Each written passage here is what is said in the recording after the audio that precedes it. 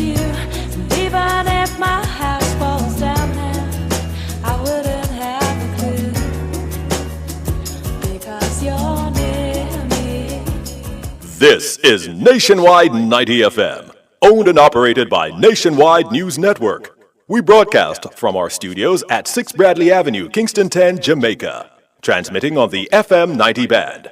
90.3 from Peters Rock in St. Andrew and Murphy Hill in St. Anne. Serving Kingston and St. Andrew, St. Catherine, St. Anne, parts of Clarendon, St. Mary, and St. Thomas. 90.5 from Huntley in Manchester. Transmitting to St. Elizabeth, Westmoreland, Manchester, Clarendon, rural St. Andrew, and parts of St. Thomas. And 90.7 from Coopers Hill in St. Andrew and Flower Hill in St. James. Serving Westmoreland, Hanover, St. James, sections of Trelawney, Kingston, St. Anne. Nationwide 90 FM also broadcasts on the World Wide Web on nationwideradiojm.com and on Flow on channel 916.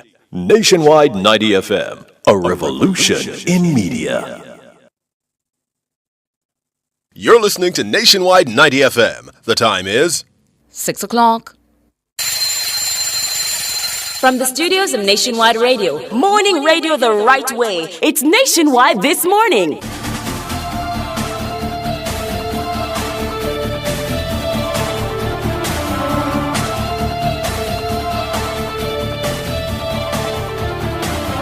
A very good morning to you. I'm Tawna Thomas. Coming up in the news at 6 for this morning, Tuesday, March 11, 2025. It's budget day. Fayval Williams is set to make her maiden budget presentation as finance minister.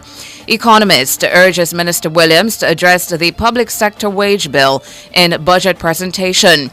And trade unions call for performance-based pay incentives in the public sector. In regional news, Dominica says construction of geothermal power plant on track for December completion. In international news, 2 killed in biggest ever Ukrainian drone attack on Moscow. In sports, Arnott Gardens and Racing United end Monday night's Nephew Premier League match in a 2-all draw. And in business, consumer prices for February hit 1-year low in China. The details after the break.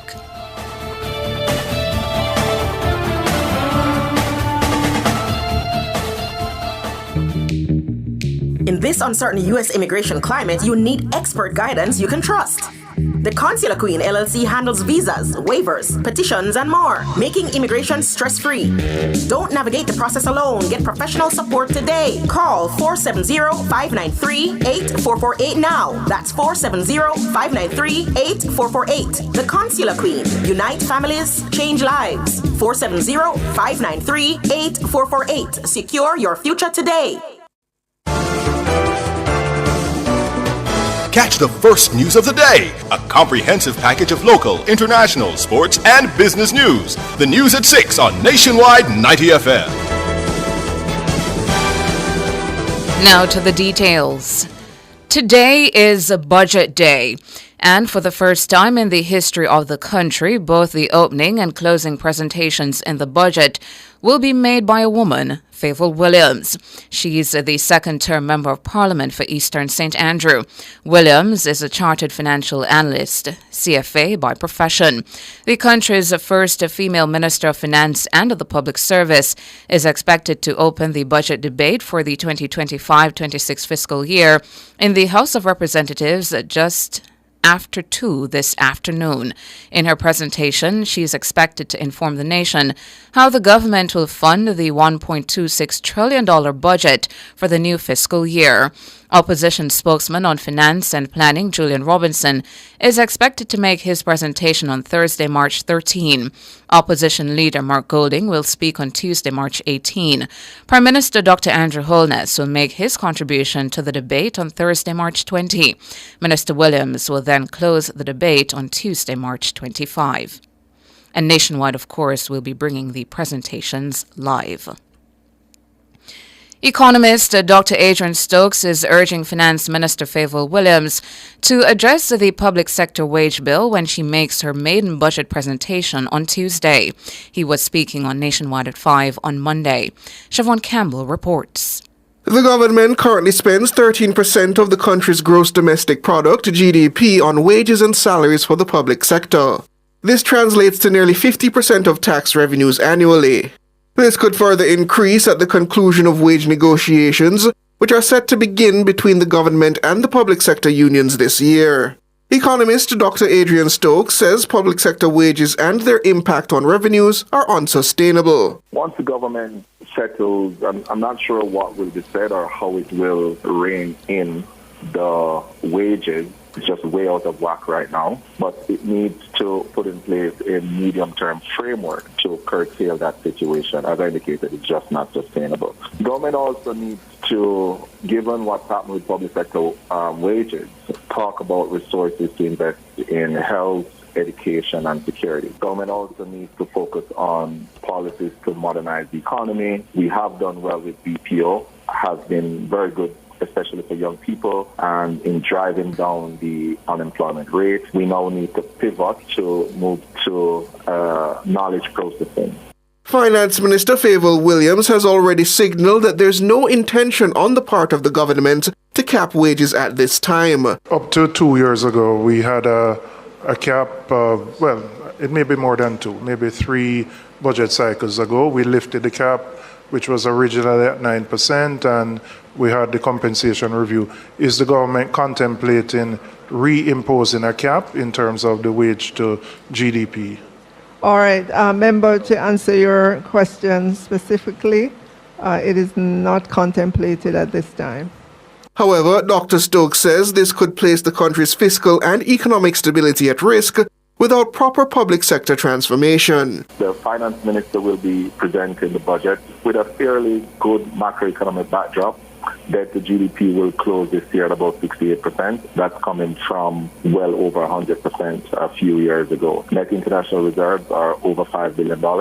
So that is very, very good. So those robust macroeconomic indicators provide a decent platform for fiscal sustainability. And importantly, and forgive me, Cliff, for repeating, but the government needs to figure out public sector wages and public sector transformation. Yeah. So far, the only thing that has been transformed are wages. It now needs to figure out real and proper public sector transformation. Siobhan Campbell for Nationwide News. Meanwhile, President of the Jamaica Confederation of Trade Unions, St. Patrice Ennis, is calling on the government to introduce performance-based pay incentives in the public sector. The government ought to think of what sort of public sector it needs. It can't be expanding the public sector and say at the same time we need to constrain or restrict wage bill. That is counterintuitive. We can't be expanding the public sector, new routes, looking to build hospitals, needing to employ more policemen, needing to employ more specialists in myriad areas. And at the same time, we are saying that our wage bills are going up. Indeed, we recognize that we had an increase in recent times. That was necessary because we had a problem of retaining our specialists, persons with specialized skill sets. We could not maintain or retain many of those persons who we need for particular areas. The veteran trade unionist says performance-based incentives will achieve the dual objective of encouraging productivity among workers while weeding out non-performers. We support compensating people based on performance. Doesn't necessarily mean that their basic salary is necessarily determined by that, right? We can have a standard basic, and then you incentivize people based on performance. Because everybody who is there ought to be performing, and if they are not performing, we know that persons can be removed by lack of performance. So we use the appraisal system to weed out who is not performing and manage the public sector properly. St. Patrice Ennis, president of the Jamaica Confederation of Trade Unions. He was also speaking on Nationwide at 5 on Monday. Opposition spokesman on technology, Dr. Andre Horton, is calling for stronger protection for Jamaica's telecommunications infrastructure. This in the wake of an attack on the fiber cable network of telecoms providers Digicel and Flow.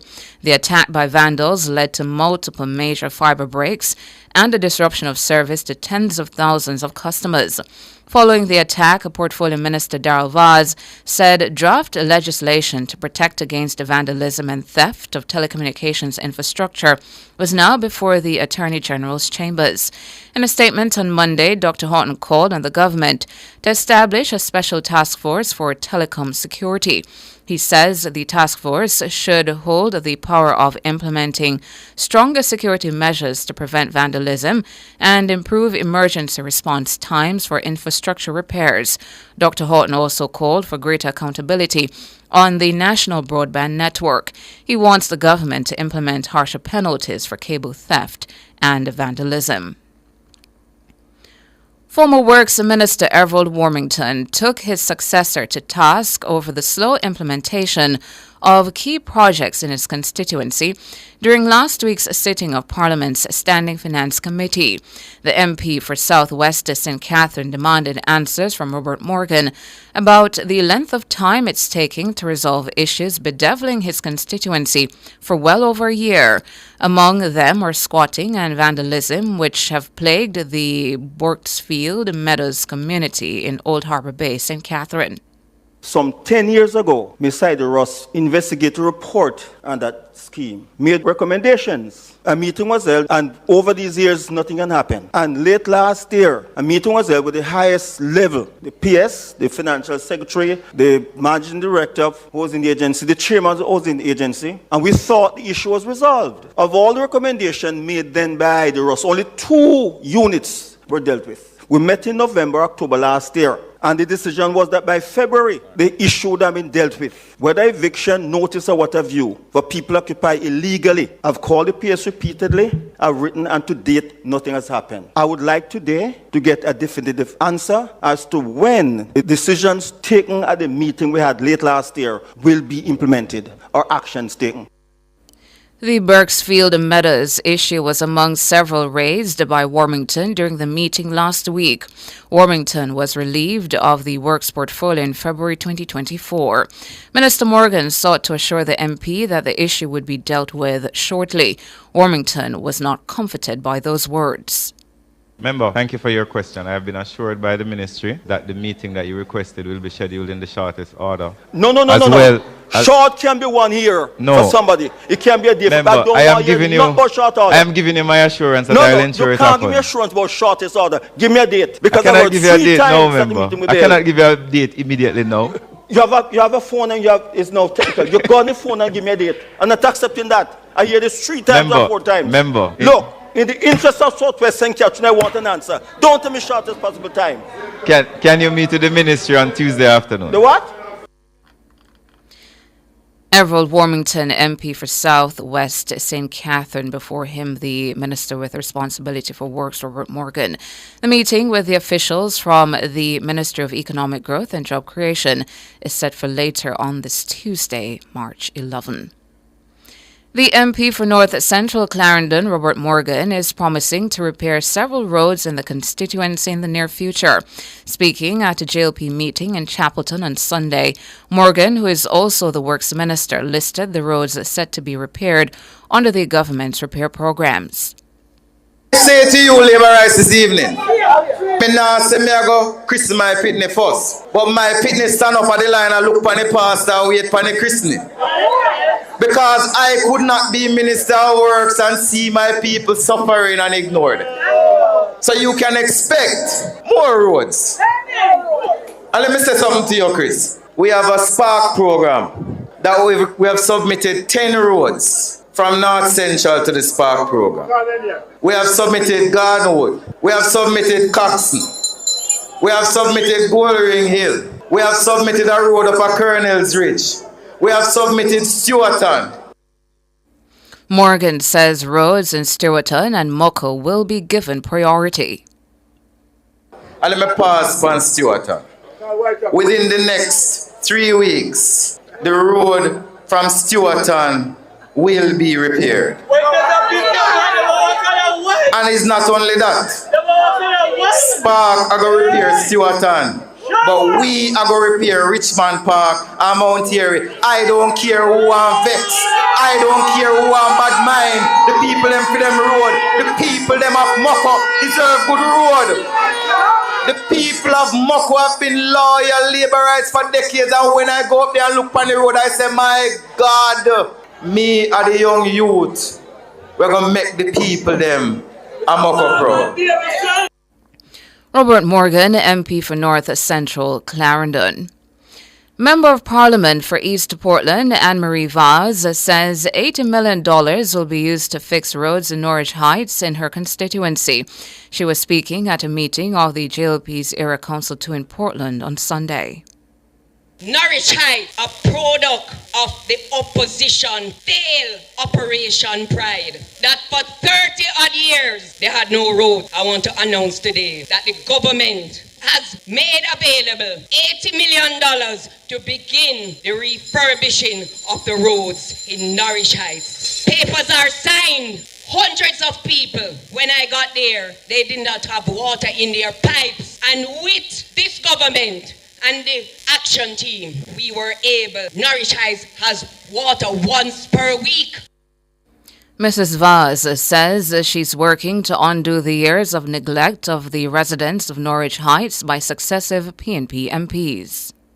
And many people would say once per week is nothing, but you can imagine no water as opposed to once per week. Nobody don't born big, and everything will take time. This government is working to ensure that water is in the pipes of every citizen, but it is impossible to upgrade a system in 5 years. The population has grown, and over the 30 odd years, they did nothing to capitalize on the water that is flowing freely in Portland and the rain that the Lord sent down on us. We are making use of that and taking advantage of that despite the joke that we have been in. Anne-Marie Vaz, MP for East Portland. And that's it for the local segment of the news. Up next, regional and international.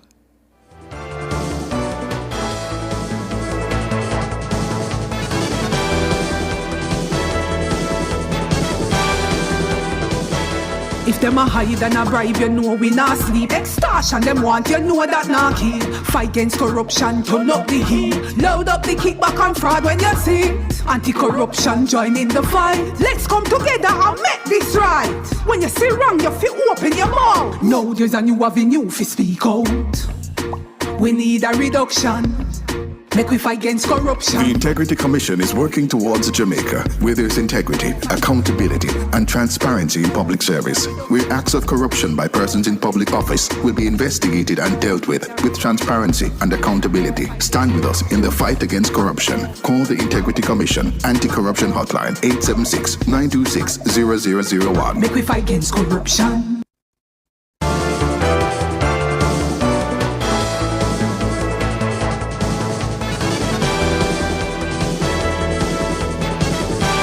In regional and international news this morning, regional news, the government in Dominica says the construction of its 10-megawatt geothermal power plant is on target to be completed by Christmas this year.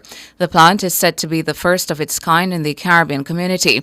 The Dominica Geothermal Development Company, the public-private partnership driving the project, says the facility will significantly reduce fossil fuel dependency while providing stable clean energy to an estimated 23,000 Dominican homes.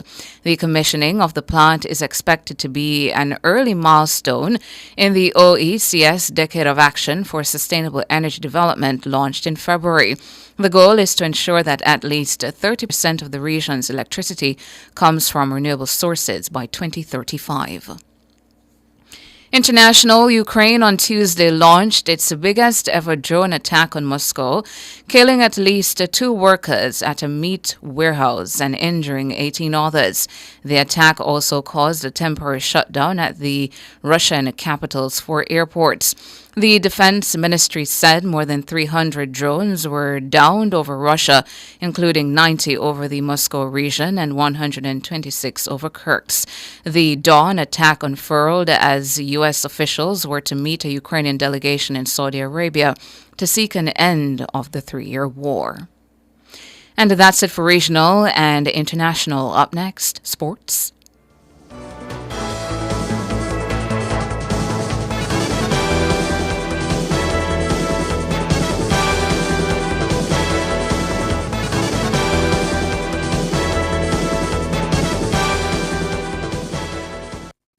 Jamaica, the national budget is here and it affects you, your family, your future, your community. It's all connected. Now is the time to get informed and get involved. How will this year's budget impact your daily life? What opportunities and changes are ahead? Tune in on Tuesday, March 11 as the Honorable Favour Williams, Minister of Finance and the Public Service, presents the central government budget for fiscal year 2025-2026. The national budget is everybody's business. Jamaica, this is your future. Be a part of it. Visit mof.gov.gm for details. For all your electrical needs, visit ABC Electrical Sales. They stock a wide variety of electrical supplies including plugs, switches, panel boards and conduits, plus energy-saving fixtures. ABC Electrical Sales stocks brands like GE, Siemens, Philips, Cutler Hammer and Allen Bradley. They also offer free island-wide delivery just to suit your needs. Visit them at Shop 8, Hagley Park Plaza, Kingston 10, or call 876-754-3714-5 or 876-754-3825-8. ABC Electrical Sales, for a better choice in the electrical business.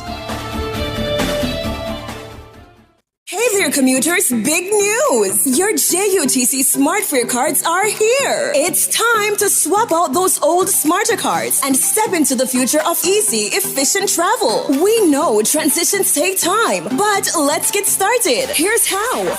Grab your Smarter card and your ID. Bring it to any JUTC ticket office. We will then switch you to a SmartFare card. Top up and voila! Your brand new SmartFare card is ready to roll. No stress, your balance moves with you to your sleek, upgraded SmartFare card. So, out with the old, in with the new. Right, with SmartFare.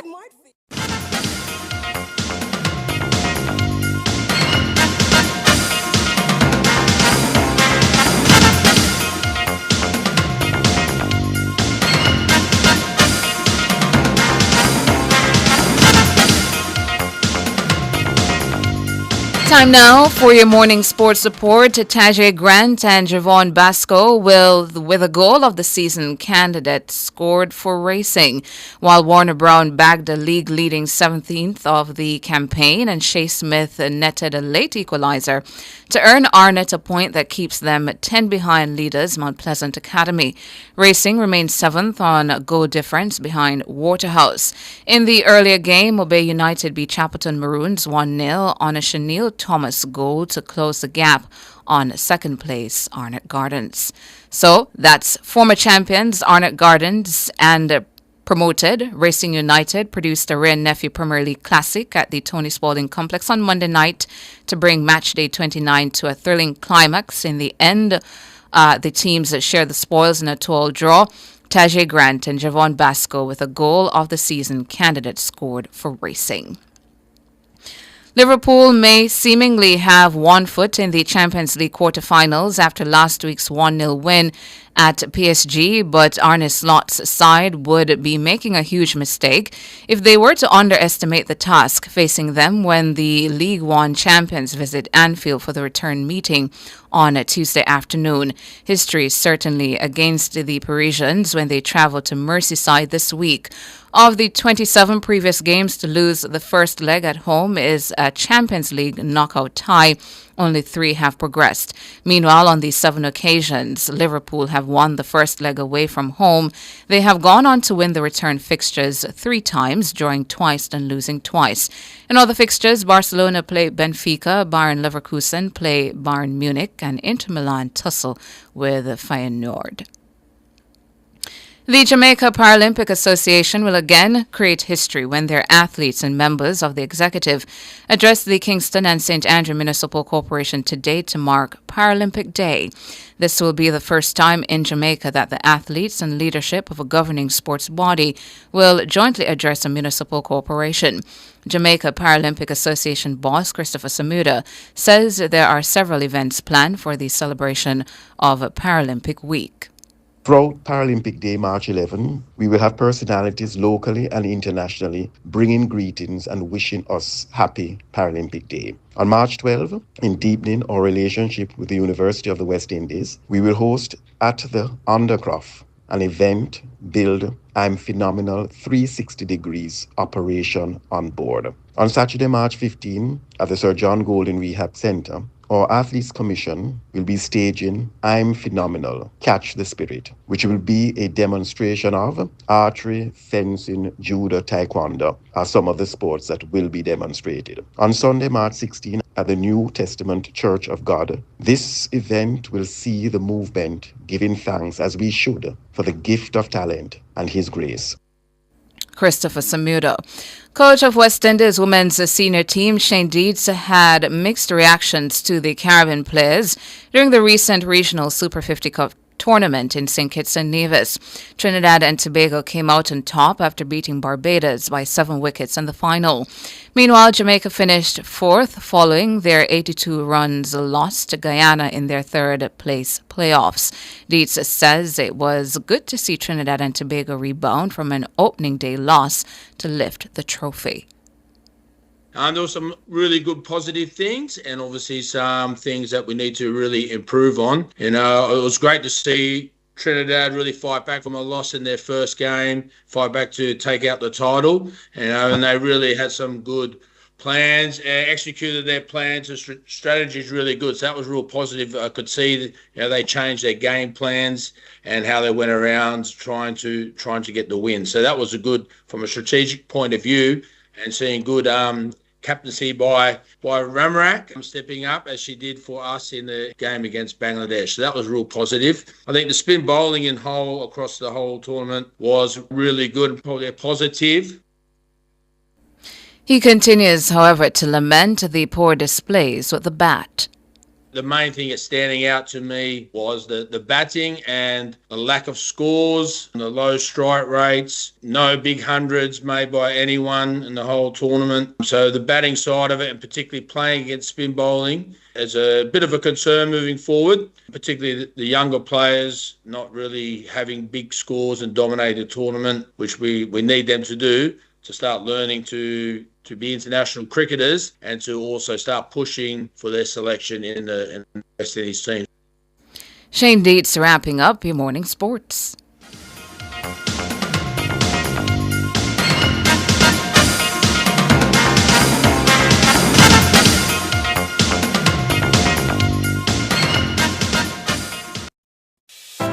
Win with love.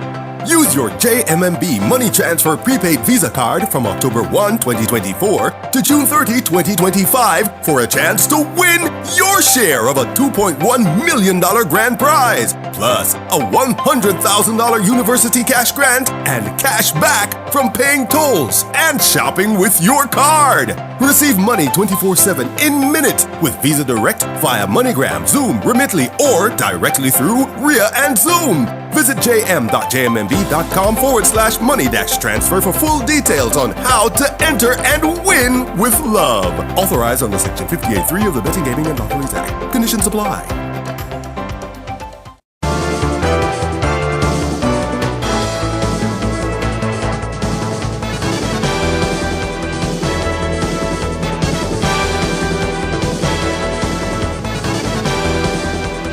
In business this morning, consumer prices in China fell in February, the first time in 13 months.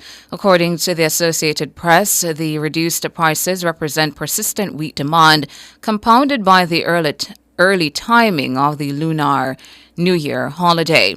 The National Bureau of Statistics said Sunday that the Consumer Price Index dropped 0.7% in February compared with a year ago.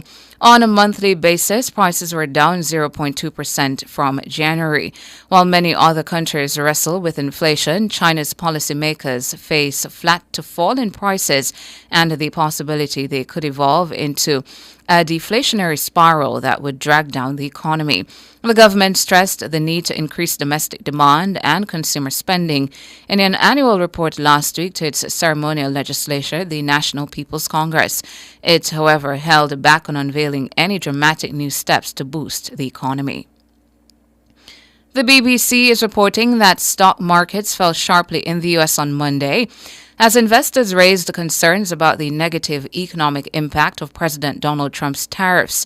It followed the president saying in a TV interview that the world's biggest economy was in a period of transition when asked about suggestions of a potential recession. Since those remarks were broadcast on Sunday, top Trump officials and advisors have sought to calm investor fears. Stocks fell sharply at first in Asia on Tuesday, but then recovered some ground. In Europe, most of the major markets opened higher. In a Fox News interview broadcast at the weekend but recorded on Thursday, Trump appeared to acknowledge concerns about the economy. On Monday in New York, the S&P 500, which tracks the biggest companies listed in the U.S., ended the trading day 2.7% lower, while the Dow Jones Industrial Average dropped 2%. On Tuesday, Asian stocks fell sharply at first before recovering. Japan's Nikkei 225 closed down 0.6%, and South Korea's KOSPI ended 1.3% lower. The dollar slid further against the pound and the euro on Tuesday, having fallen sharply since the beginning of the month. The tech-heavy Nasdaq was hit particularly hard, sinking 4%. Finally now, in foreign exchange trading, the Jamaican dollar has gained 25 cents and will open trading today, selling for an average $157.59 against the benchmark U.S. dollar. The Jamaican dollar has gained 78 cents and will open trading this morning, selling for an average $109.50 against the Canadian. And finally, the Jamaican has gained $1.57 and will open trading today, selling for an average $200.58 against the British pound. That's it for business this morning.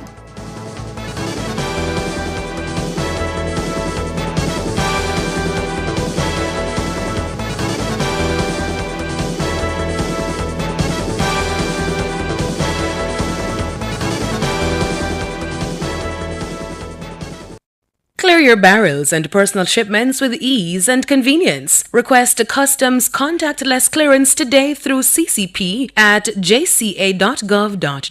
The time by the Jamaica Customs Agency is 6:31. Yo, my boss. Yo, my general. Yo, my king. The new BK Mega Stacker. Come for run everything. Choose your style. Double, triple, or quad stack. Juicy grilled beef. Plus crispy bacon, some stackerific sauce, and layers of melted cheese. So if you think you can angle it, satisfy yourself today. Order the BK Mega Stacker and have it your way. The new BK Mega Stacker. Built for satisfaction. Limited time. Only at Burger King. Pedestrians, stay alert. Keep your head up and stay off the phone while crossing the road. Don't be a distracted walker. Every step matters. Look out before you step out. A message from the Ministry of Science, Energy, Telecommunications and Transport. The Conference of Choice is back. Join us April 29 to 30 at the Jamaica Pegasus Hotel Kingston and online for the world's only Middle Managers Leadership Conference. Hear from 30 business leaders across 4 continents. Expand your network, gain strategies, and elevate your leadership. Learn, connect, and grow with experts. Limited on-site spaces available. Register now at makeyourmarkgroup.com or call 876-978-60022. MMC 2025, a legacy of transformation and execution. I pursue opportunities. I prepare for opportunities. I plan for opportunities. With Sagicor E-Invest, you can prepare, plan for, and pursue IPO opportunities. Browse IPOs, review IPO details and prospectuses. Select and apply for a featured IPO. IPO with Sagicor e-Invest. Think wealth. Visit sagicor.com.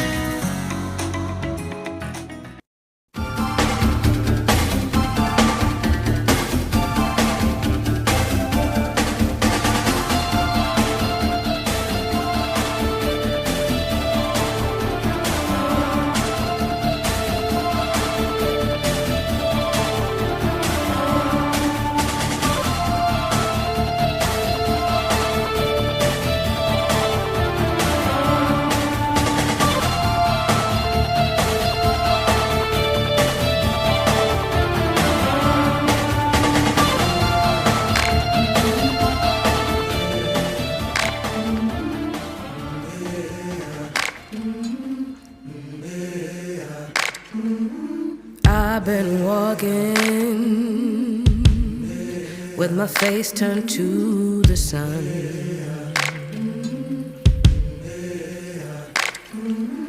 Weight on my shoulders,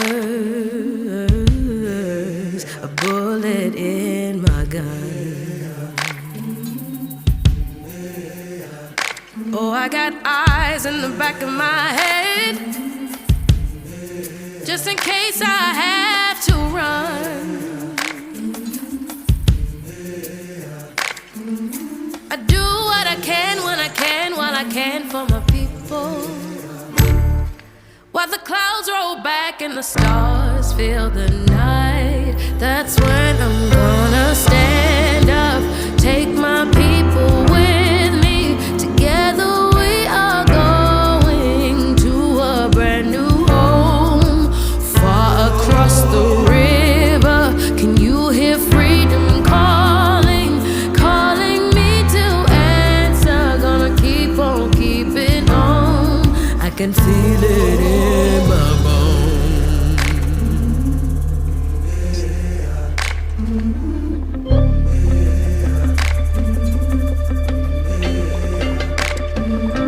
early in the morning, before the sun begins to shine, we're gonna start moving towards that separating line. I'm wading through muddy waters. You know I got a made up mind, and I don't mind if I lose any blood on the way to salvation. And I fight with the strength that I got until I die. So I'm gonna stand up, take my people with me. Together we are going to a brand new home, far across the river. Can you hear freedom calling, calling me to answer? Gonna keep on keeping on.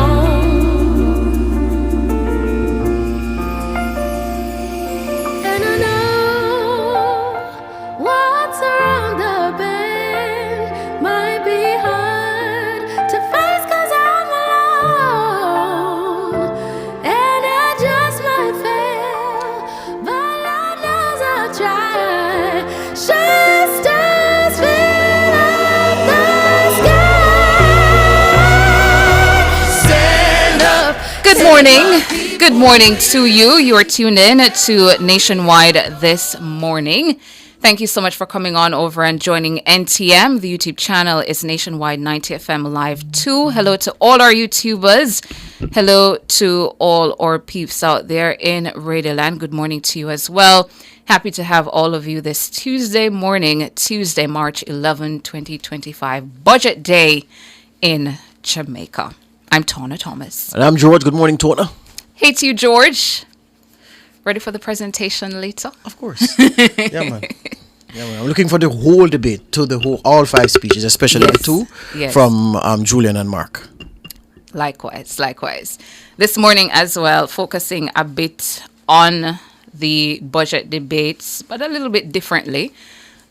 So Today is the start of the budget debates in the House of Representatives when the nation's first Finance Minister, Favour Williams, will make her maiden presentation. First female. The first female Finance Minister, rather, will make her maiden presentation. And we've been previewing since nationwide this morning on Monday expectations of the areas that Minister Williams may speak on. Among them, George, an overview of the economy and the government's management of it, the no new taxes, the collection of taxes, productivity, and procurement. Those things have been the center of conversation since yesterday morning. On Monday as well, during NTM, the immediate past president of the MSME Alliance, Donovan Wignall, he called for a plan on the improving the efficiency of the procurement regime in Jamaica. Now, the stories of challenges with public procurement are plenty. Only last week it was, George, that you spoke about the information you garnered, which suggested another issue with procurement regarding body cameras for police personnel, a process that took 8 months, according to your information, would seemingly have to be done all over because the authorities in procurement concluded that other cameras, other than the ones submitted for purchase, could do the job. So a resubmission is necessary 8 months later. The issues manifests itself in the slow pace of getting things like these done, as well as big capital projects being done all the time. And it also shows in the numbers too, George and listeners, because we reported recently that for the second consecutive budget, the government had failed to spend billions of dollars in capital expenditure, according to the third supplementary estimates that was tabled in the House of Representatives. The revised expenditure, just to remind our listeners, outlined a $19 billion reduction in capital projects that have either been reallocated to other areas or returned to the consolidated fund. At the end of fiscal year 23-24, the government was forced to return nearly $9 billion to the consolidated fund due to under-expenditure in the capital budget. They repeated the under-expenditure for the current fiscal year. This time, it's to the tune of $19 billion that will either return to the consolidated fund or be reallocated in other areas. So that's more than double the previous sum. And when I spoke with Minister Williams in January, she reiterated that getting things through the process faster was a factor, holding back agencies getting to the implementation phase for projects. For my listeners this morning, I wanted to spend a bit of time looking at what makes up the procurement process in Jamaica. First of all, George, I'll ask you as well, how many steps do you believe are in a typical government procurement process? School child and school style, pass. And the answer is 13 steps. I was going to say 13, I swear. 13, according to the handbook of public sector procurement procedures. It says the key elements: 1, preparing the procurement plan; 2, selection methods; 3, contract value thresholds; 4, requesting expressions of interest; 5, compiling a short list; 6, notification of consulting service. So it's actually 14. Right, I miscounted here. So again, preparing the procurement plan is at 1. 2, selection methods; 3, contract value thresholds; 4, requesting expressions of interest; 5, compiling a short list; 6, notification of consulting service opportunities; 7, procurement notices; 8, conflict of interest situations; 9, developing terms of reference; 10, preparing requests for proposals; 11, setting the evaluation criteria; 12, evaluating proposals; 13, negotiation and award of contract; 14, record keeping. 14 steps, right? And these are the broad steps that have sub-steps that have to be completed in the procurement regime.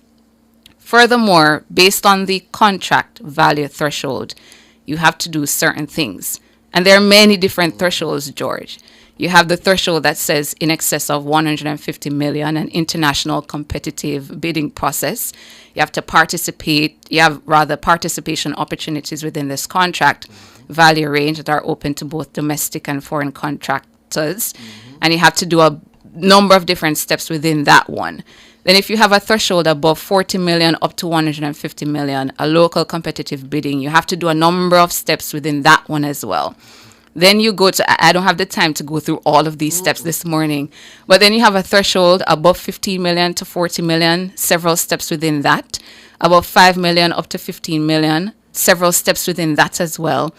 Above 500,000 up to 5 million, a limited tender that is, several steps within that too. And then the last one in terms of the thresholds, up to 500,000, direct contracting. That one has 3 sub-steps I see here. The procuring entity invites any qualified consultant.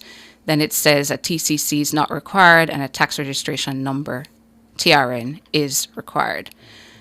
And then there are the timelines for the bids as well. A bunch of different timelines that the handbook that is online for all to see also provides. Don't have time to go through the timelines either this morning, but those timelines are there too that you have to fulfill. And I wonder, George, sometimes if those timelines are being met, because some of them are saying 5 days, 10 days. I wonder if the process is being limited to that time or it's going over. I suspect that the timelines are not being met. Now, the former Finance Minister, Dr. Nigel Clark, had announced last year in the budget some changes that we were to expect regarding the process. These included revising the thresholds that we just spoke about for the procurement of goods, services, and works in public sector entities. He said, for example, in the case of contracts for goods and services, the government would be increasing the threshold below which single source procurement is permissible from 1.5 million to 3 million. He noted that the 1.5 million threshold was in place for almost 10 years. And then for works, it would go from 2 million to 5 million. In addition, he noted that the limits required for approval from the Public Procurement Commission will move from 30 million to at least 60 million. He expressed that the government was going to be empowering procurement entities to have more autonomy and award higher value contracts without need for external approval. These things, he said, would speed up the pace at which government can deliver. And as it relates to the mandatory standstill period of 10 days between the date of procurement decision and the date of award, Dr. Clark had said that this would be abolished for all but the largest procurement awards. And an update on those, George, because those were said in last year's budget. So an update on those and how it has been working to improve the procurement regime would be helpful, or would be a helpful move from Minister Williams this afternoon or sometime after. Yep. Plus, to tell us, that's the Finance Minister now, what, if anything, she can do, or the government can do now to boost efficiency in this area. Because I'll tap into this. The Works Minister, Robert Morgan, George, and listeners, has repeatedly said that the SPAR procurement process, a capital project procurement process that would normally take 2 years, took 7 months or 8 months. So I'm wondering what was done differently with Spark that can be replicated wide scale in your procurement regime. Because while we should continue to ensure that the system is not compromised, we don't want that, obviously, we should focus too on not being so hyper-focused on controls. I mean, all of these process and steps and sub-steps that you have to go through. Can we dissect them, see what is working, what is not working, what we don't really need in all of these steps when persons are bidding for contracts? Yeah, we're so hyper-focused on the controls that sometimes complicates things, and defeats the aim of timely response to the issues affecting the Jamaican people, whether it be roads, or you want your bridge fixed, you want water in your community, or housing. But for more on this and other matters, though, I'll wait till 2 o'clock? Yes, miss. Or just after 2? Yes, miss. To see what the Finance Minister comes with in her maiden presentation. But that's what's on my mind.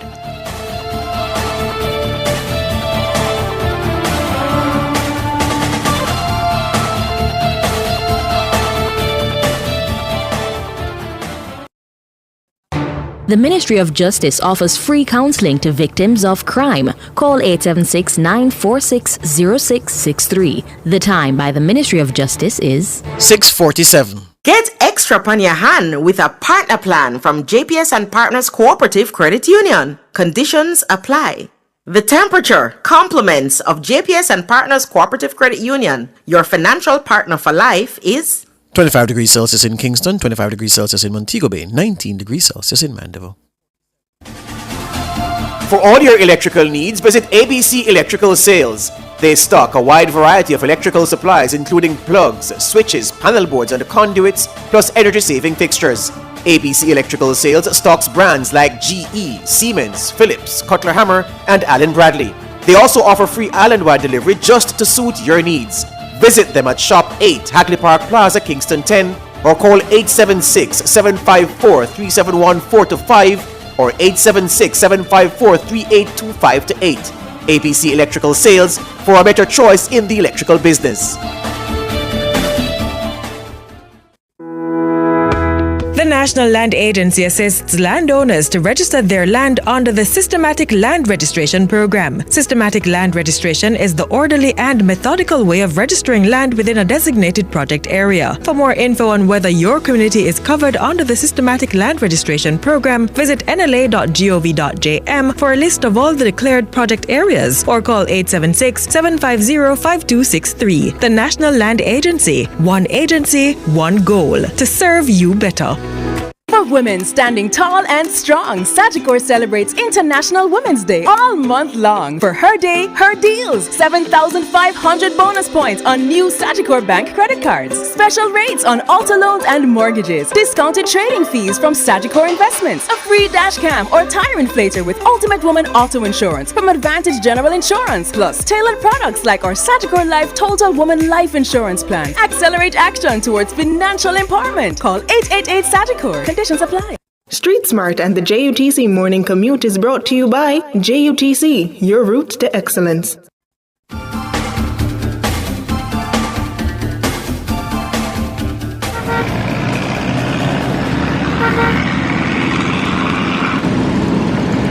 Time now for Street Smarts 1 with Ludlow McLean. Good morning, Ludlow. Well, morning, George. Morning to you, Tana. Hey, to you, Ludlow. There in the studios, right. Don't expect it to be a beautiful... Well, it's a beautiful morning, bright and sunny. But in terms of vehicle movement... You're not going to weigh morning, do you, so? Go ahead, Ludlow. Let me just tell you, it's bright and sunny, I should say. And normally at this time, it's a bit dark. It's getting bright and sunny these days, but the traffic is not easy on the road right now. There are areas that you can move around.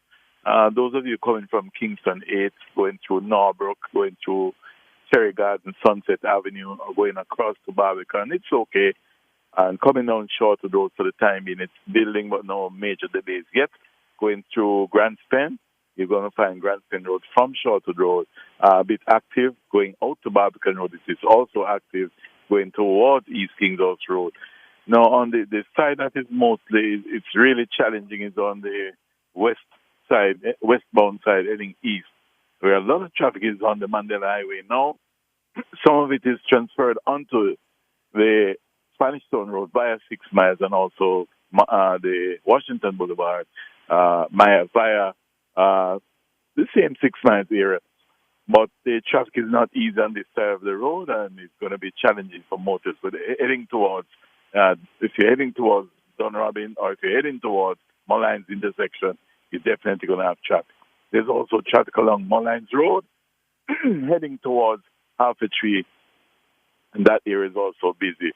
And I should also say those motorists in the vicinity of coming down off the hill, you're going to also have some traffic, and going past the Meadowbrook community and going further down in the vicinity of the overpass by Boulevard and Dunrobin, lots of traffic there. And I had something on my mind, but it slips me now, but I hope I remember during my second report, and it concerns productivity. And maybe I'll address it at a different time, all right? It's regarding the ABM machines. The situation, though, is that by the time we get to our second report, no doubt most intersections will be busy at this particular point in time. It's over to you, George. Thank you, my friend. Ludlow McLean there with Street Smart Swan. He has a grouse about ABM machines. What we have is the word of the day.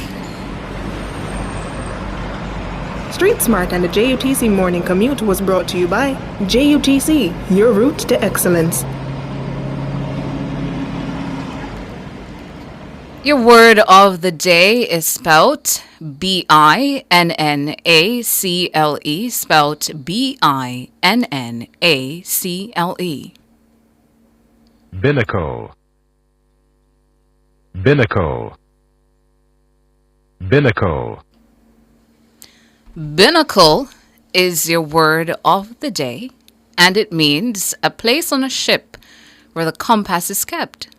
It's a noun, binnacle, meaning a place on a ship where the compass is kept. And dictionary.com is telling us that the word was first recorded between 1615 and 1625, binnacle. To use it in a sentence, the binnacle housed a magnetic compass and protected it from the metal ship's own magnetic influence. Another for you. He placed a chart next to the binnacle to double-check their heading. Binnacle is your word of the day. So watch a quick clue now. So the next nationwide treasure hunt.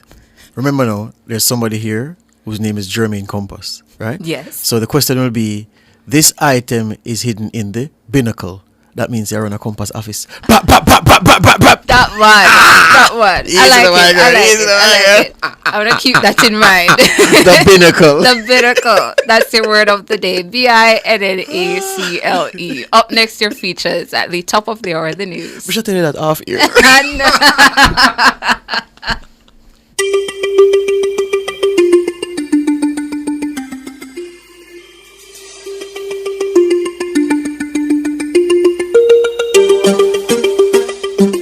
Ginger is a plant that originated in Southeast Asia. While ginger adds a lot of flavor to food, it's also been used as an alternative form of medicine throughout history. If you're rooting for a healthier you, consider adding ginger to your diet. In Food for Thought today, this feature will explore 6 health benefits of ginger. Better digestion. Ginger helps speed up the digestion process. Someone with digestive issues such as indigestion, constipation, or irritable bowel syndrome (IBS) might find relief by adding it into their regular diet. It increases movement in the digestive tract and promotes healthy enzymes that help break down the foods we eat. It improves immunity. Gingerol, the bioactive compound found in raw ginger, boosts immunity with its antimicrobial and antifungal properties. Ginger also contains antioxidants and anti-inflammatory properties. The combination of these properties has many benefits, which include improving coughs, lowering fevers, fighting off infections, relieving headaches, and easing other symptoms associated with the common cold and the flu. It relieves nausea. One of the most well-known health side effects of ginger is its ability to relieve nausea. Whether it's from motion sickness, migraines, morning sickness, or general stomach problems, ginger helps to calm it. It does so with its anti-inflammatory properties, better digestive responsiveness, and hormones that regulate blood pressure to calm the body. It may help with cancer. While it is not a cure-all, its antioxidant and anti-inflammatory properties help protect your body. Ginger is also a safe option to reduce the symptoms of nausea and pain often associated with cancer treatment. When you're undergoing chemotherapy, adding ginger into your diet helps combat the treatment's side effects of nausea or dizziness. It reduces pain. Ginger is a natural pain reliever. This makes it an excellent substitute for over-the-counter pain medications. It acts as an anti-inflammatory and works to eliminate compounds in the body that result in pain. Its anti-inflammatory properties reduce the pain associated with arthritis and increases joint mobility. Arthritis sufferers are often prescribed anti-inflammation medication to lessen their symptoms, but ginger works as a natural alternative. It's a good weight loss aid. Some studies have shown that consuming ginger helps aid in weight loss. Ginger controls insulin levels, boosts metabolism, and aids in workout recovery. It gives your metabolism a boost and creates a feeling of fullness to prevent overeating. It isn't a fix-all, but when incorporated with other weight loss efforts, it can supplement your results. Ginger is a safe home remedy that is unlikely to cause serious side effects, and adding ginger to your diet is a simple way to improve your health. Good health is above wealth. That's it for Food for Thought. Until next time.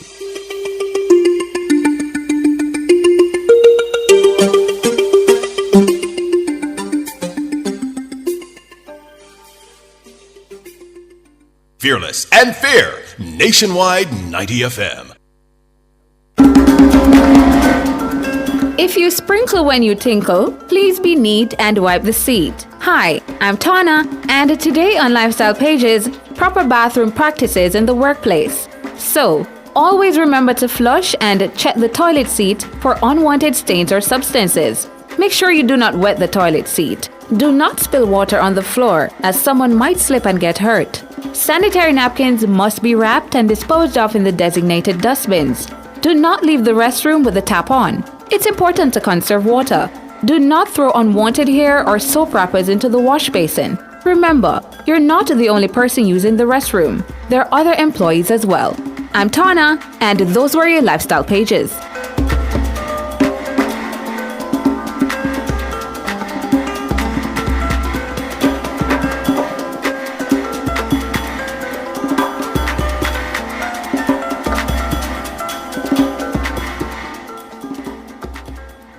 Nationwide 90 FM, continuing the tradition of fair, fearless, and factual reporting.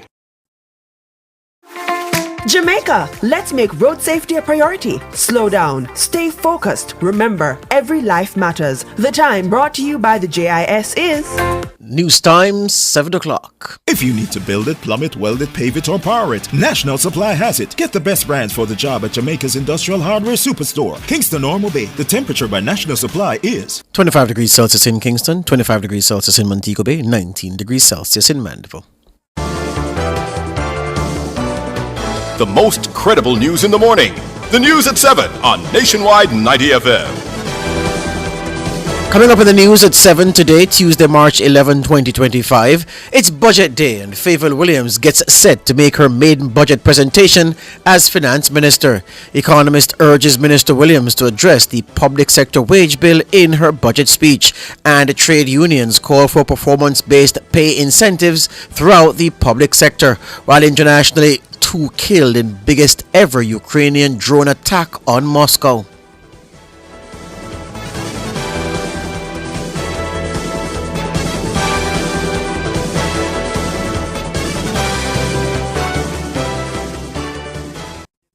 News at 7 is brought to you by Fosrich, your electrical, lighting, solar, and LED people. If it's news, it's got to be Nationwide 90 FM. Now to the details. Today is Budget Day, and for the first time in the history of the country, both the opening and the closing presentations in the budget will be made by a woman, Favour Williams. She is the second-term Member of Parliament for Eastern St. Andrew. Williams is a chartered financial analyst by profession. The country's first female Minister of Finance and the Public Service is expected to open the budget debate for the 2025-26 fiscal year in the House of Representatives just after 2 this afternoon. In her speech, she's expected to inform the nation how the government will fund the $1.26 trillion budget for the new fiscal year. Opposition spokesman on finance Julian Robinson is expected to make his presentation on Thursday, March 13. Opposition leader Mark Golding will speak on Tuesday, March 18. The Prime Minister, Dr. Andrew Holness, will make his contribution to the debate on Thursday, March 20, and Minister Williams returns to close the debate on Tuesday, March 25. Economist Dr. Adrian Stokes is urging Finance Minister Favour Williams to address the public sector wage bill when she makes her maiden budget presentation later on Tuesday. He was speaking on Nationwide at 5 on Monday. Siobhan Campbell reports. The government currently spends 13% of the country's gross domestic product, GDP, on wages and salaries for the public sector. This translates to nearly 50% of tax revenues annually. This could further increase at the conclusion of wage negotiations, which are set to begin between the government and the public sector unions this year. Economist Dr. Adrian Stokes says public sector wages and their impact on revenues are unsustainable. Once the government settles, I'm not sure what will be said or how it will rein in the wages. It's just way out of whack right now, but it needs to put in place a medium-term framework to curtail that situation. As I indicated, it's just not sustainable. Government also needs to, given what's happening with public sector wages, talk about resources to invest in health, education, and security. Government also needs to focus on policies to modernize the economy. We have done well with BPO, has been very good, especially for young people, and in driving down the unemployment rate. We now need to pivot to move to knowledge processing. Finance Minister Favour Williams has already signalled that there's no intention on the part of the government to cap wages at this time. Up to 2 years ago, we had a cap, it may be more than 2, maybe 3 budget cycles ago. We lifted the cap, which was originally at 9%, and we had the compensation review. Is the government contemplating reimposing a cap in terms of the wage to GDP? All right, member, to answer your question specifically, it is not contemplated at this time. However, Dr. Stokes says this could place the country's fiscal and economic stability at risk without proper public sector transformation. The finance minister will be presenting the budget with a fairly good macroeconomic backdrop. That the GDP will close this year at about 68%. That's coming from well over 100% a few years ago. Net international reserves are over $5 billion. So that is very, very good. So those robust macroeconomic indicators provide a decent platform for fiscal sustainability. And importantly, and forgive me, Cliff, for repeating, but the government needs to figure out public sector wages and public sector transformation. Yeah. So far, the only thing that has been transformed are wages. It now needs to figure out real and proper public sector transformation. Siobhan Campbell for Nationwide News. Meanwhile, President of the Jamaica Confederation of Trade Unions, St. Patrice Ennis, is calling on the government to introduce performance-based pay incentives in the public sector. The government ought to think of what sort of public sector it needs. It can't be expanding the public sector and say at the same time we need to constrain or restrict wage bill. That is counterintuitive. We can't be expanding the public sector, new routes, looking to build hospitals, needing to employ more policemen, needing to employ more specialists in myriad areas. And at the same time, we are saying that our wage bills are going up. Indeed, we recognize that we had an increase in recent times. That was necessary because we had a problem of retaining our specialists, persons with specialized skill sets. We could not maintain or retain many of those persons who we need for particular areas. The veteran trade unionist says performance-based incentives will achieve the dual objective of encouraging productivity among workers while weeding out non-performers. We support compensating people based on performance. Doesn't necessarily mean that their basic salary is necessarily determined by that, right? We can have a standard basic, and then you incentivize people based on performance.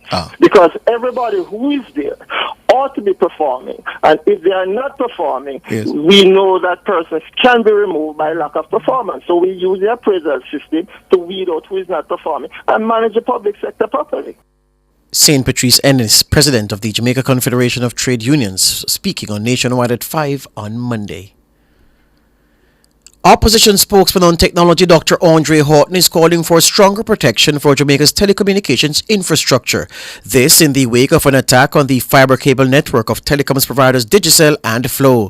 The attack by vandals led to multiple major fiber breaks and the disruption of service to tens of thousands of customers. Following the attack, Portfolio Minister Daryl Vaz said draft legislation to protect against vandalism and theft of telecoms infrastructure was now before the Attorney General's chambers. In In a statement on Monday, Dr. Horton called on the government to establish a special task force for telecom security. He says the task force should have the power to implement stronger security measures to prevent vandalism and improve emergency response times for infrastructure repairs. He also called for greater accountability on the national broadband network. Dr. Horton wants the government to implement harsher penalties for cable theft and vandalism.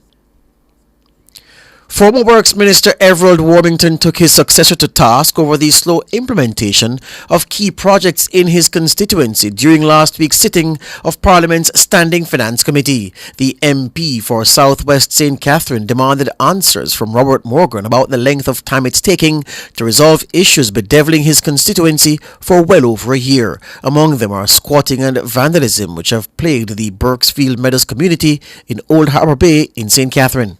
Some 10 years ago, Messiah Ross investigated a report on that scheme, made recommendations. A meeting was held, and over these years, nothing can happen. And late last year, a meeting was held with the highest level, the PS, the financial secretary, the managing director who was in the agency, the chairman who was in the agency, and we thought the issue was resolved. Of all the recommendations made then by the Ross, only 2 units were dealt with. We met in November, October last year, and the decision was that by February, the issue would have been dealt with. Whether eviction, notice, or what have you, for people occupied illegally. I've called the PS repeatedly, I've written, and to date, nothing has happened. I would like today to get a definitive answer as to when the decisions taken at the meeting we had late last year will be implemented or actions taken. The Burkefield Meadows issue was among several raised by Warmington during that meeting last week. He was relieved of the works portfolio in February 2024. Minister Morgan sought to assure the MP that the issue would be dealt with shortly, but Warmington was not comforted by those words.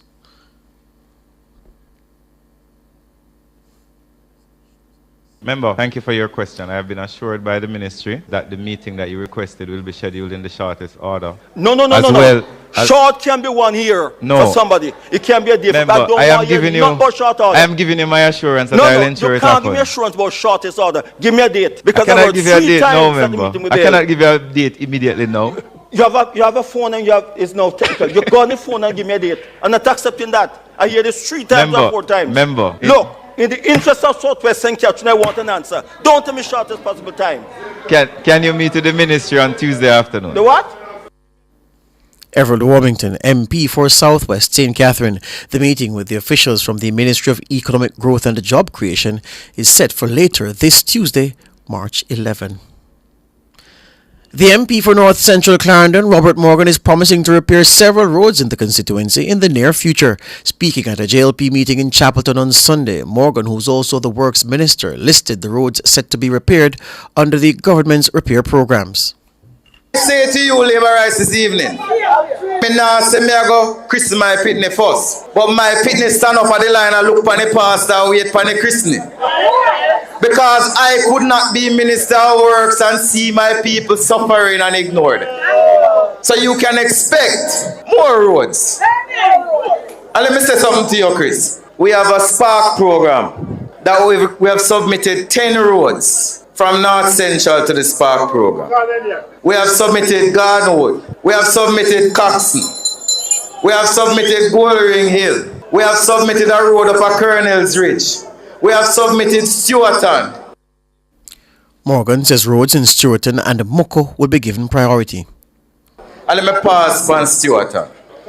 Within the next 3 weeks, the road from Stewarton will be repaired. And it's not only that. Spark are going to repair Stewarton. But we are going to repair Richmond Park and Mount Airy. I don't care who want vex. I don't care who want bad mind. The people them for them road. The people them of Moko deserve good road. The people of Moko have been loyal Labourites for decades, and when I go up there and look on the road, I say, my God, me and the young youth, we're going to make the people them a Moko proud. Robert Morgan, MP for North Central Clarendon. The MP for East Portland, Anne-Marie Vaz, says $80 million will be used to fix roads in Norwich Heights in her constituency. She was speaking at a meeting of the JLP's Area Council 2 in Portland on Sunday.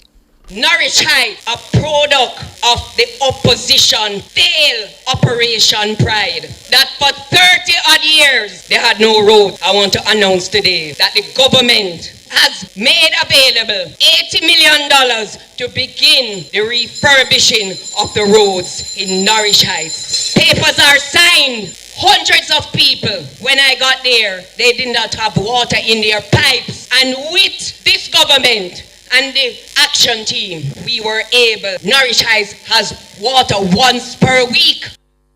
Vaz says she's working to undo the years of neglect of the residents of Norwich Heights by successive PNP MPs.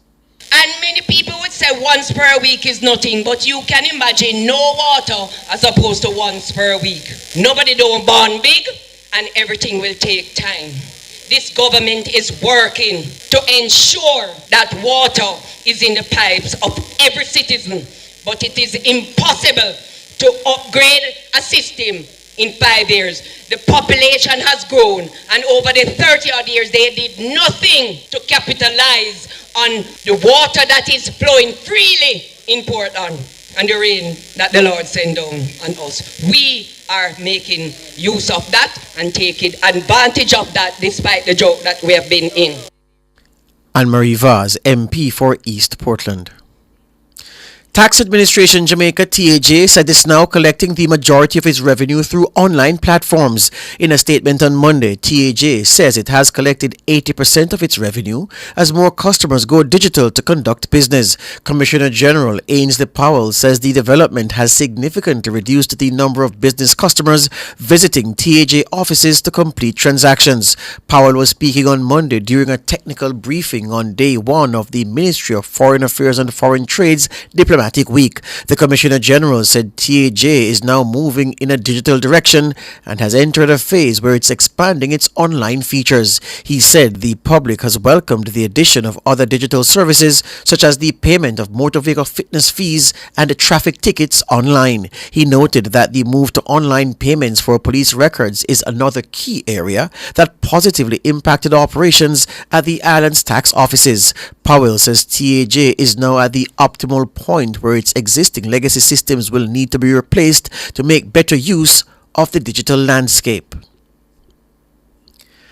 The Urban Development Corporation UDC is seeking to reaffirm its commitment to craft vendors as it continues plans to redevelop Duns River Falls and the Park in St. Anne as a premier attraction site. This follows concerns that the development will steer visitors away from the craft market. The UDC sought to put those concerns to rest in a statement to the media on Monday. It says the vendors remain an integral part of the Duns River experience. To this end, the UDC says it has maintained open dialogue with craftspeople. It says the goal is to enhance opportunities for them, including training, business development support, and facilitating multiple stakeholder meetings. The UDC says it is open to discussions on how to better showcase the craftsmanship and the cultural offerings of vendors, ensuring a more inclusive tourism experience. International news now. Ukraine on Tuesday launched its biggest ever drone attack on Moscow, killing at least 2 workers at a meat warehouse and injuring 18 others. The attack also caused a temporary shutdown at the Russian capital's 4 airports. The defense ministry said more than 300 drones were downed over Russia, including 90 over the Moscow region and 126 over Kursk. The dawn attack unfurled as U.S. officials were to meet a Ukrainian delegation in Saudi Arabia to seek an end to the 3-year war. Polls have opened for early parliamentary elections in Greenland as U.S. President Donald Trump seeks control of the strategic Arctic island. The self-governing region of Denmark is home to 56,000 people, mostly from the indigenous Inuit backgrounds, and occupies a strategic North Atlantic location. It also contains rare earth minerals key to driving the global economy. Unofficial election results should be available soon after polls close, but they won't be certified for weeks as ballot papers make their way to the capital from remote settlements by boat, plane and helicopter. While the island has been on a path towards independence since at least 2009, a break from Denmark isn't on the ballot. Voters will instead elect 31 lawmakers who will shape the island's debate on when and if to declare independence in the future. That's the news.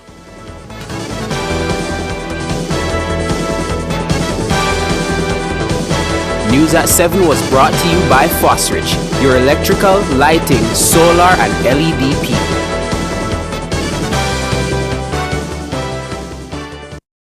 Sign up for the JN Money Card. It's safe, convenient, and free.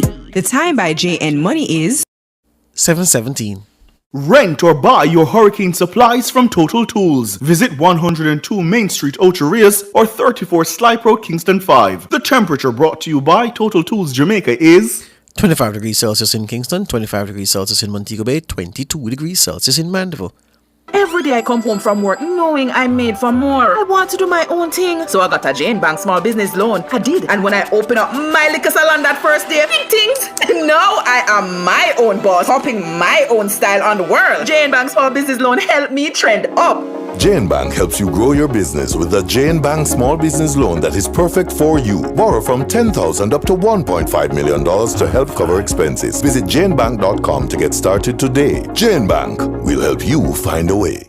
Don't fall victim to deepfakes. Watch out. Protect yourself. What is the For more TV? information, visit broadcastingcommission.org or Here, scan baby. the QR code on screen. Deepfake. No deepfake can't catch me. Junior, you know say AI can make something will look and sound just like you? One day Junior get a voice note from her granny. Say the food done, the medication done and she need money urgently. Need money urgently. But Miss Pat no like ask people for things. And as so comes, Judy get suspicious. So what she do? She asks the neighbor figure check pan her. Junior, the lady quite alright over there make her Sunday dinner. So the voice note a deepfake. Yes, my love. Come, your food ready. Right now it look like we have to outsmart the AI. But wait. I really want dege dumpling here, give me. Me I wonder if AI can make one deep fake dumpling for you. To learn more about deepfakes, visit www.broadcastingcommission.org. Street Smart and the JUTC Morning Commute is brought to you by JUTC, your route to excellence.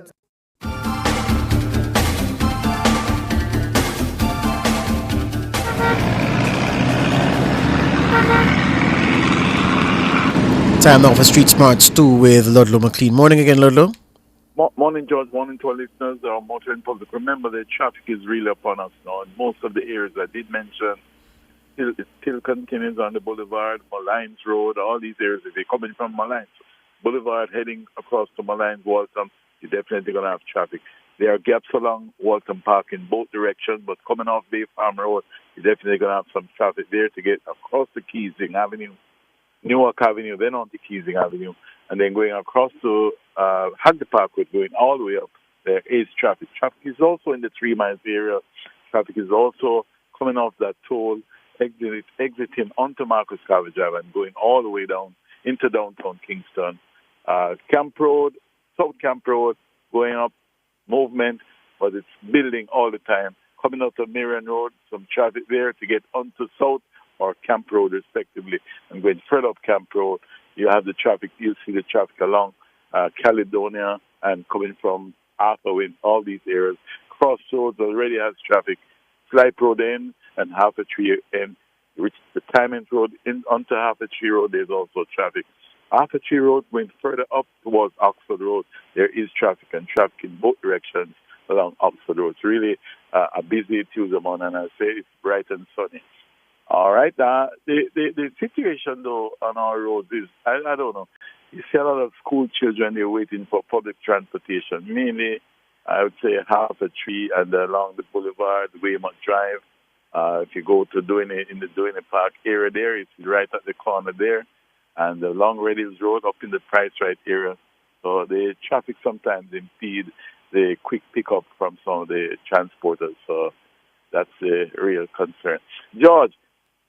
Yes, Ludlow. Concerns here. The ATM machine. Sometimes I hear people there going there to make, I saw it for myself. They were trying to make deposits at, one of the major banks. Yeah. And they are not able to get through. If there's 3 or 4 machines, one of them only taking deposit. Yes. Or you see the sign, no deposit. Yes. Machine not working. And it's really counterproductive. What if somebody leave during their lunchtime to try to make a deposit? And they're wasting time because sometimes they're long lines. Yes. I witnessed that along Knutsford Boulevard and along Oxford Road. Yes. And sometimes along Half-a-Tree Road. Yes. One machine working. Yes. I think that is counterproductive. We're talking about productivity, and yet you're encouraged to make deposits. You know what I mean? Yes. It's a digital world now, and these things, I don't know how will it be addressed. There are minimum standards, and the BOJ sets them and does the regulations. So they'll have to be told that these things are serious problems. Yeah, but there are peaks and valleys, and that's the problem. Sometimes things are working, sometimes it's not, and it's the consistency that bothers people like yourself, eh? Yeah, man. You know, so. All right. Until tomorrow. All right, man. Thank you. Ludlow McLean there with Street Smarts 2. Up next, front page.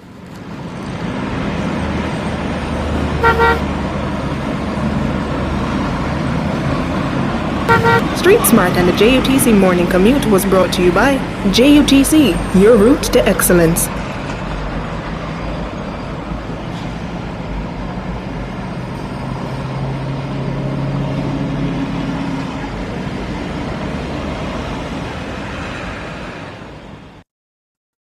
Front Page is brought to you today by ABC Electrical Sales, for a better choice in the electrical business. For all your electrical needs, visit ABC Electrical Sales. They stock a wide variety of electrical supplies including plugs, switches, panel boards and conduits, plus energy-saving fixtures. ABC Electrical Sales stocks brands like GE, Siemens, Philips, Cutler Hammer and Allen Bradley. They also offer free island-wide delivery just to suit your needs. Visit them at Shop 8, Hagley Park Plaza, Kingston 10, or call 876-754-3714-5 or 876-754-3825-8. ABC Electrical Sales, for a better choice in the electrical business.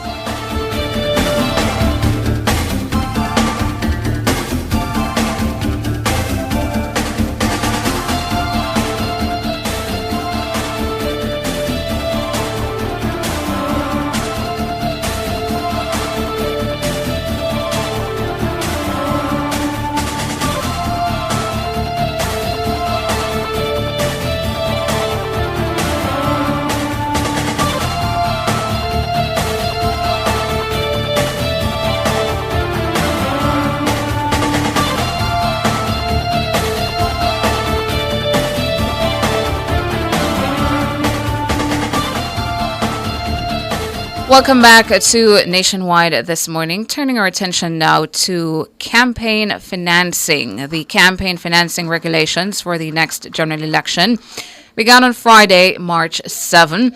The Electoral Commission of Jamaica, ECJ, made the announcement in a media release on Tuesday. The ECJ reminded donors to declare their contributions to political parties and candidates. The requirement applies to any individual or entity declaring $250,000 or more to a political party or candidate. However, the ECJ says contributions to each candidate must not exceed $1.5 million. It also says contributions to political parties must not exceed $3.5 million. This also applies to individual candidates of a political party. Furthermore, donors must also declare any award of government contracts at or above $500,000 in existence for up to 2 years prior to making the contribution. This must be declared within 14 days. The ECJ says any person who knowingly makes false statements in any report, declaration, or other document is liable to pay a fine of up to $3 million or face 12 months in prison. The next general election is constitutionally due by September this year. According to the legislation, the Director of Elections is responsible for the management and administration of the National Election Campaign Fund. Due to a scheduled 7:15 meeting, we're unable to get a representative from the ECJ and the Director of Elections. So for reaction, we're being joined by sociologist and development scientist Peter Espeut, who has been addressing the issues of campaign financing in articles from time to time. Good morning to you. Morning, Tana. Morning, George. Morning to your listeners. Morning, sir. Thank you so much for joining us here on Nationwide this morning. Your initial Welcome. thoughts, Mr. Espeut, on the campaign financing regulations that took effect on March 7. So why do we have campaign finance regulation? It's because there's the fear that people will make campaign contributions and expect something in return. But what do I think of them? I don't think they go far enough. You don't have to report if you give 200,000. You can give 5 contributions of 200,000. You don't have to report any of them. You only have to report if it's 250,000 and more. I think the way the legislation has been drafted allows all sorts of allows the spirit of the law to be circumvented. It says that you have to declare any contracts you might have had over the previous 2 years. But you know that whoever has a contract with the government is a state secret, you know. It used to be, before the Integrity Commission Act was passed, that the Contractor General was required to publish every contract that the government awarded to anybody on their website so that anybody could look. Now that's a state secret. So the whole idea of campaign finance legislation is to pick up the nexus between the gift that I will give the party and the reward I will receive in terms of a contract. But in both cases, both sides of the argument, the process is stymied because you allow me to give lots of money as long as it's not more than 250,000 at a time, and you allow me to have contracts, but they are top secret. You say I have to declare them if they are above 500,000. But suppose I don't declare them. I mean, we won't even know because you have to make these declarations to the Electoral Commission, but they don't make them public. So the public is completely in the dark. So suppose I know that person X has given a contribution, but they don't declare it. I would never know they don't declare it because there's no website I can go to check to see whether they declared it. So the whole tissue of regulations are really quite dense and do not promote transparency at all. No, I don't like the way the campaign finance laws have been drafted, no. In terms of, let's take the break and come back with more, speaking with Peter Espeut on the matter of campaign financing in Jamaica.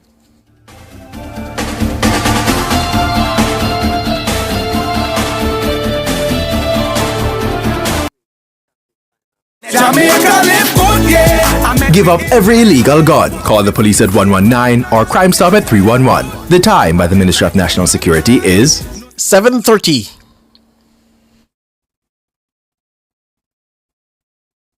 Fix up with Fleetwood products for your home improvement, personal care, and aromatherapy needs. They have your well-being in mind. Available at retailers island-wide. The temperature by Fleetwood Jamaica is 25 degrees Celsius in Kingston, 25 degrees Celsius in Montego Bay, 22 degrees Celsius. The sun is up in Mandeville.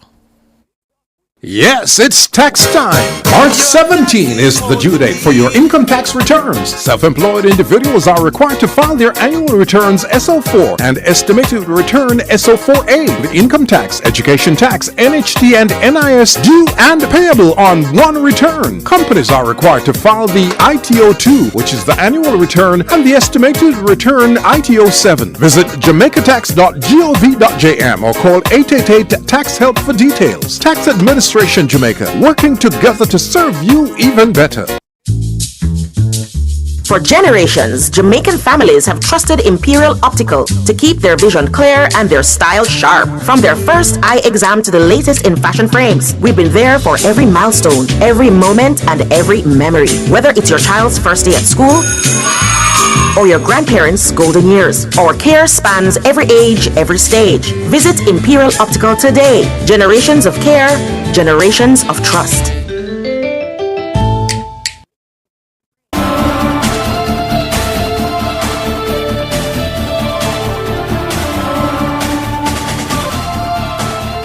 Welcome back to Nationwide this morning, having a conversation with sociologist Peter Esbute about the matter of campaign financing in Jamaica. Before the break, Mr. Esbute was making the point about the threshold for declaration.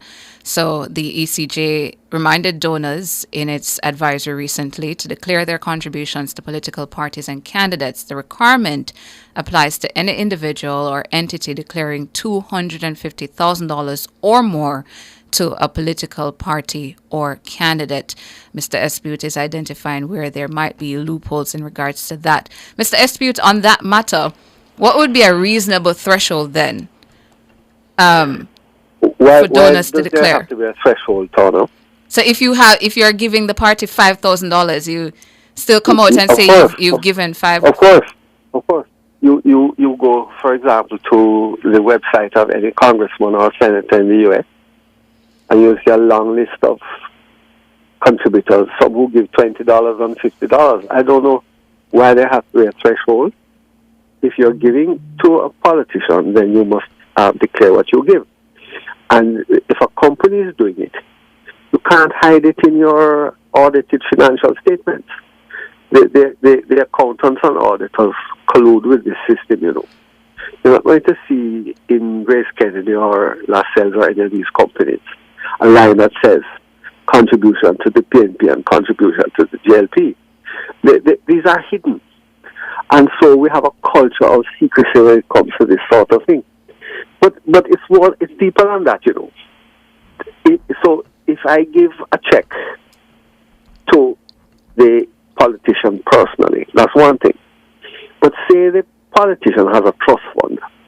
Let's say he calls it the Save Jamaica Fund. If I give $1 million to the Save Jamaica Fund, is that counted as me giving it to the politician? Does the law say that if I give a contribution to a charity, which is for the benefit of the politicians, that is included in it? You see, it is as if this legislation was written so that it could be circumvented. It is so carefully written and the conditions written so specific. That is very easy for me to give, and it doesn't show up on the radar of this Electoral Commission declaration system. Let me ask you a practical Peter. Here's the thing now. Okay, so I want to walk through it slowly with you, given your understanding of it, just for the benefit of my listeners and viewers. I want them to be right where we are. Of course. So if it is that someone donates to candidate X $249,000, they don't have to declare. Precisely. Okay, but if they make 5 different donations of $249,000, they don't have to declare either. I don't know that. I mean, I suppose so. But I'm making the point that 5 different declarations to the same from the same donor. No, the same beneficiary. Beneficiary, right? The same candidate, yeah. But if I am a candidate, I'll be smart. I'll have 5 trust funds, and they all have different names. Mm-hmm.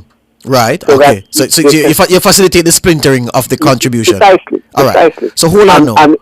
So even if you say, well, you have to add them all up. Yeah. It can't be because of different accounts have sent into different trust funds or different names. Precisely. So all right. So hold on. So I'm saying that this is the big loophole that has been created. Right. So I'm trying to. I don't know if you agree with me, George. No, I do agree with you. I'm trying to tie in all of that now with the thing that says, ECJ says contributions to each candidate must not exceed 1.5 million. But I guess we've answered that by saying that if you splinter it and have 5 different funds, then if I send 249,000 to each fund differently. No, not. It doesn't say fund. It says candidate. Candidate. No, but if the candidate have 5 different funds, that's what they were saying. But I don't. When we say that a candidate has a fund, let us say that my wife has it. Yes. Or my campaign manager has it. Yes. So I don't have it, Yes.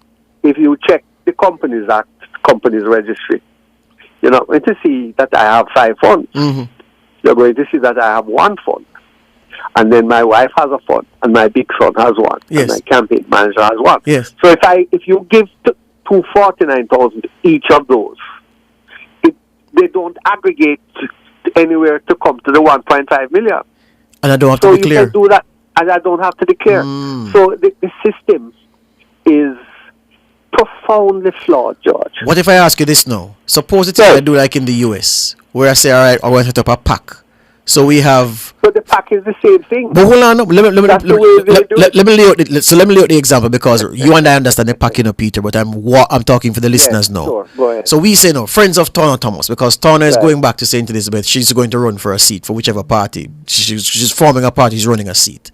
And we say, all right, how do we get around this 1.5 million because there's no way we can just give Tawna 1.5 million. So you and I, Peter, we get together and we form a pack so we have 10 people in the pack, and each of us put up 1.5 million.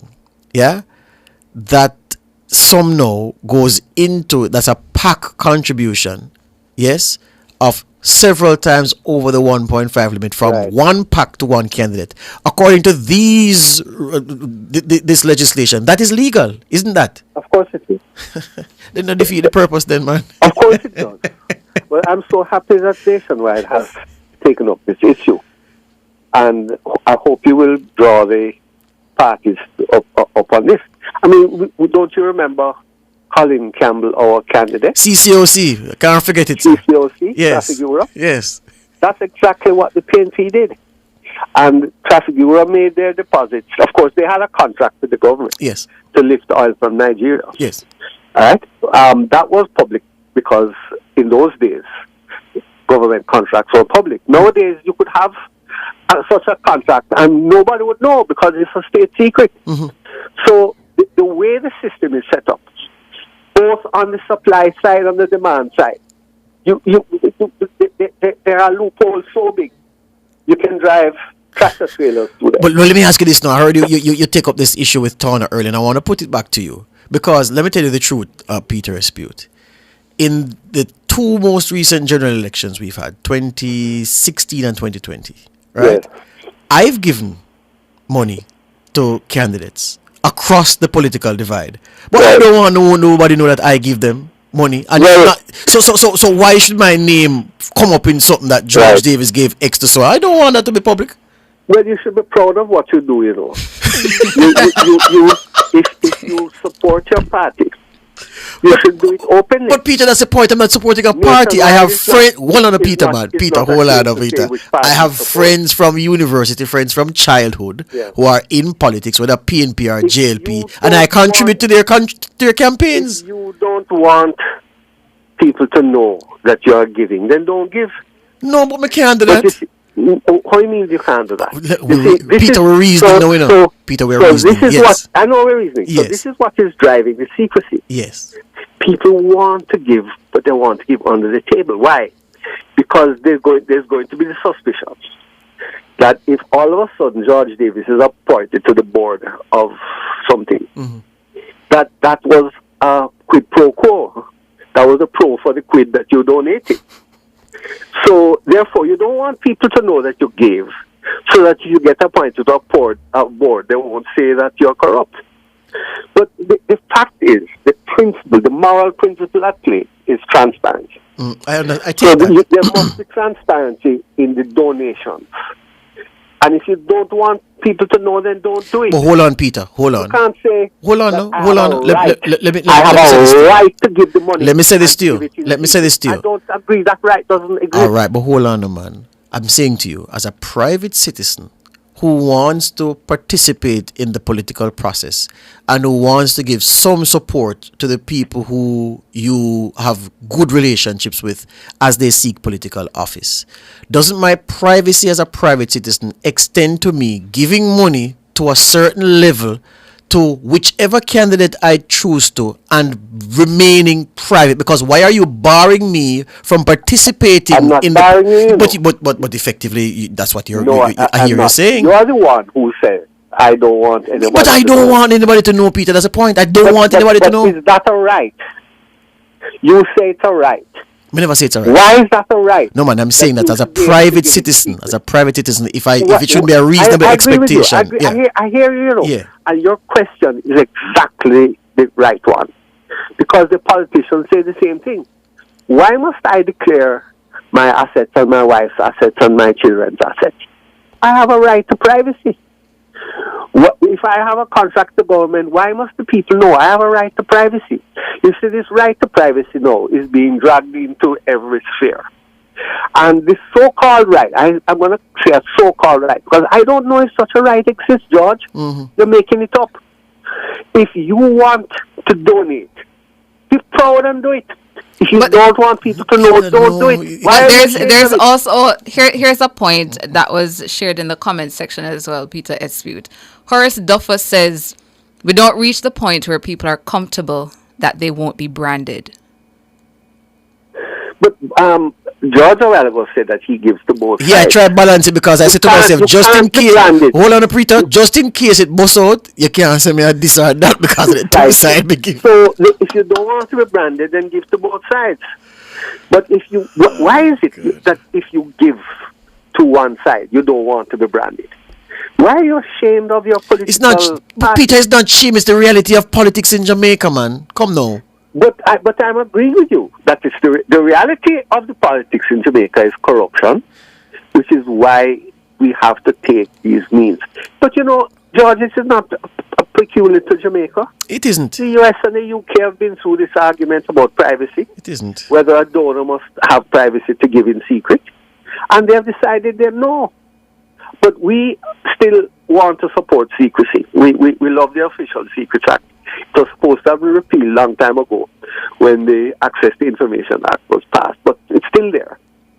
And we just continue to pile secrecy upon secrecy. Yeah. I'm sorry, I don't support the principle that if I want to give to a politician, I must be allowed for it to be secret. But Peter, there are practicalities. Peter, there are practicalities which will cause people in our profession to have to tread very carefully, more carefully than others. Because here's the thing, I'm saying to you, if Ton and myself are here and we have people who we are very close to who are in the politics on either side, and a man calls us 3 o'clock in the morning, Tana, boy, I have some supporters going on the road to do a canvas for me, but the boss and the this and the that and the that, put a little thing in the account so I can whatever. I mean, how do we say no? You want that to be secret. Well, why would I need to declare that? No. But if you say yes, you're quite free to say yes. But the moral principle must be that if you donate to a political party, the donation must be public. But we're not used to that because we are used. And also, the reason why the politicians allow the secrecy is exactly because of your argument. Hold the line. Let's take a break. Hold the line, Peter. We have to take the break. Hold the line. Coming back with more after these.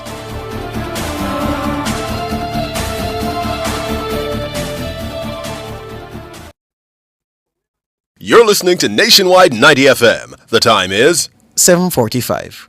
At Hawkeye, our mission is to deliver cutting-edge security solutions to help you keep track of the things you value most. The temperature by Hawkeye is 25 degrees Celsius in Kingston, 25 degrees Celsius in Montego Bay, 22 degrees Celsius in Mandeville. Yo, my boss. Yo, my general. Yeah. Yo, my king. Yeah. The new BK Mega Stacker. Come for run everything. Choose your style. Double, triple, or quad stack. Juicy grilled beef. beef, plus crispy bacon, some stark-horrific sauce, and layers of melted cheese. So if you think you can angle it, stackify yourself today. Order the BK Mega Stacker and have it your way. The new BK Mega Stacker, built for satisfaction. Limited time, only at Burger King. I pursue opportunities. I prepare for opportunities. I plan for opportunities. With Sagicor e-Invest, you can prepare, plan for, and pursue IPO opportunities. Browse IPOs, review IPO details and prospectuses. Select and apply for a featured IPO. I-P-O. With Sagicor e-Invest.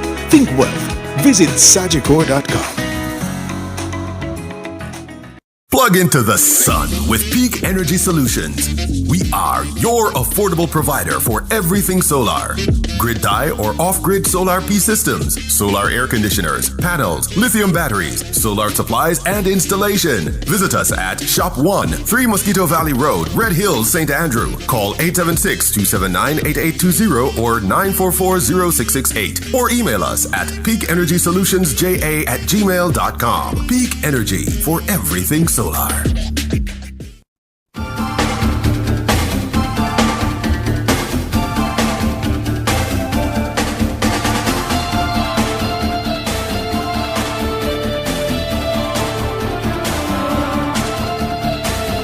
Consensus is always difficult to reach when you're talking about political campaign financing. The lawmakers have one perspective, the lobbyists have another perspective, and then the candidates themselves, the people running for office, also have another perspective. And it's very rare that there is an intersection, that the subsets in the Venn diagram cross each other, and that there's agreement about what to do where political campaign financing is concerned. Why are we talking about this? Because the Electoral Commission of Jamaica, they've issued a statement reminding donors to declare contributions to political parties and candidates, individuals or entities. Well, there's a requirement for individuals or entities declaring $250,000 or more to a political party or candidate.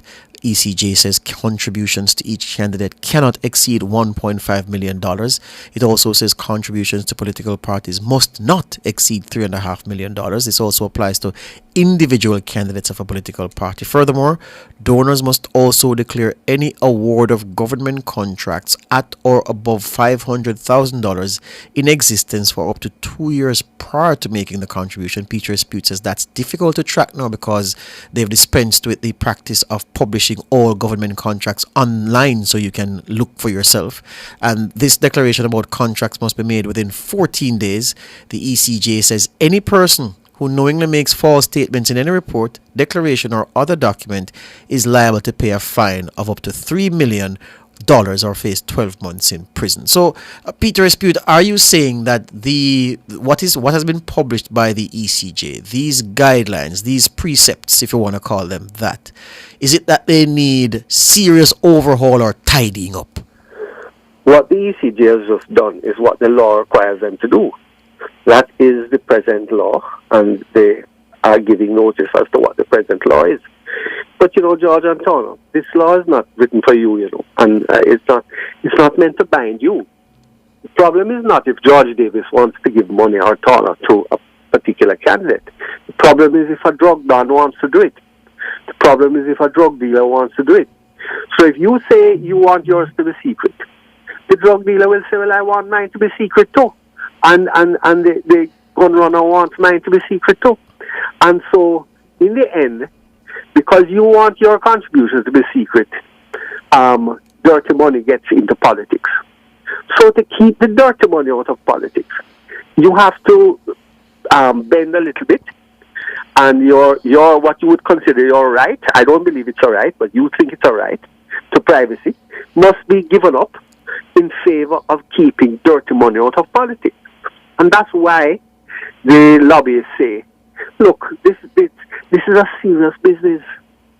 And you when you write such big loopholes into the law, you're making a mockery of the thing. Which is why I started the segment, Peter, by asking if the law, as per the ECJ's reminders of what law says, if we're talking about overhauling the legislation or just tidying it up. Well, I would love if it were overhauled, but I don't think any politician has any intention of overhauling it.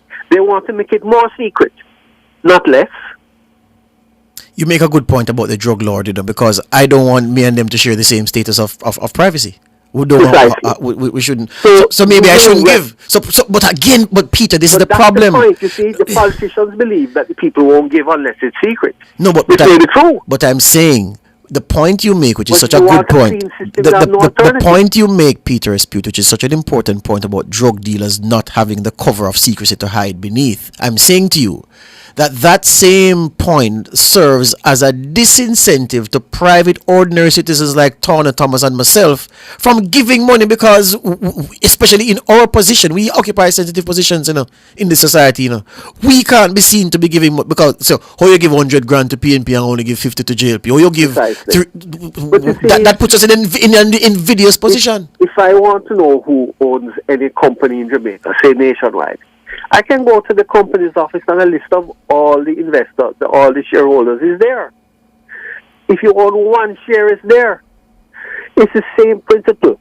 You have to have transparency in government, transparency in how the country's affairs are run. And if you give $20 to the party, it must be taken account of. Well, the law is what we have. We're going to go into the election with this. It won't change before then. It won't change at all, George. You know how things run. But listen, again, let me just congratulate both of you for raising this matter. It's a serious matter. If we want to end corruption in Jamaica, we have to end this secrecy business. It's just not counterproductive. When you look around the region, Peter, is there any example that we could take on to improve what we have in front of us, or are we all in the same boat where the I wish I knew the region better to answer your question. I can't say that I do. I'm afraid. Sorry. Yeah. I think I all I know is that the U.S. before Trump. Mm-hmm. I don't know what Trump is going to do with the way it is now. But you don't give secret donations of any size to a political party. But when they do their campaign thing, they want the small donors. They want the $20 and the $30. Yeah. And each of them is recorded. But we say, so imagine that if the cap for declaration is 250,000, that means that people are giving big money. Yes. To have it declared. Yes, but you see, the U.S. system also works in a way whereby for your $20 and $30 donation, you best believe that you demand things of that elected candidate, because guess what? I help to put you there literally. Yeah. Well, if you can do that for $20 and $30, imagine if it's 200,000. And that's the point I was trying to make. So therefore, you make my point again. You help me to make my point that because of the problem of the quid pro quo, we must know all the quid. Yeah. Within the process, must know who gives.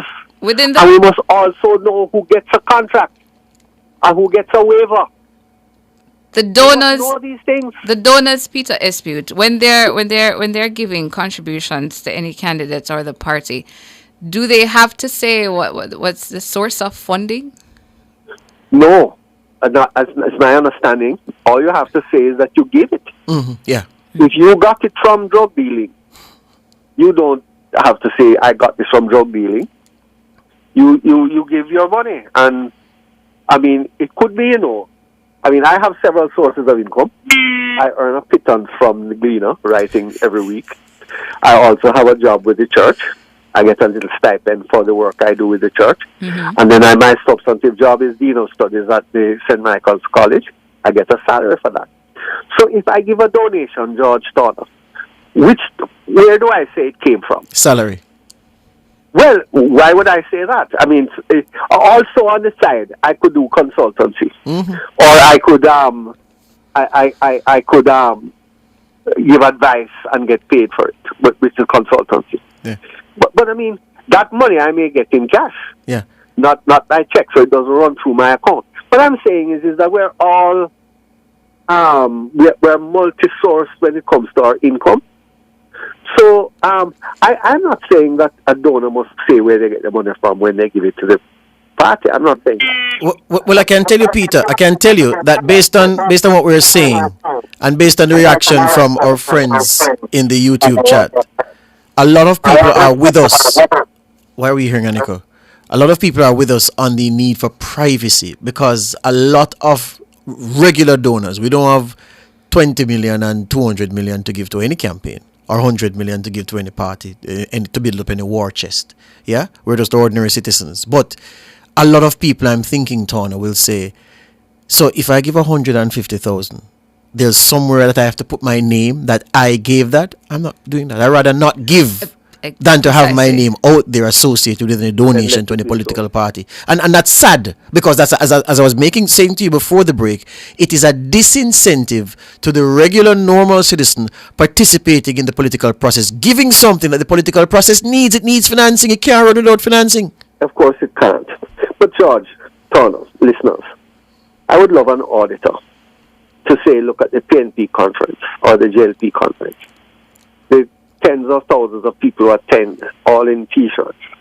Add up how much all the T-shirts cost, all the armbands, all the caps, all the vuvuzelas, pardon me, or whatever else they buy, all the curry-goat and things, the buses to take them there, the drink that they get.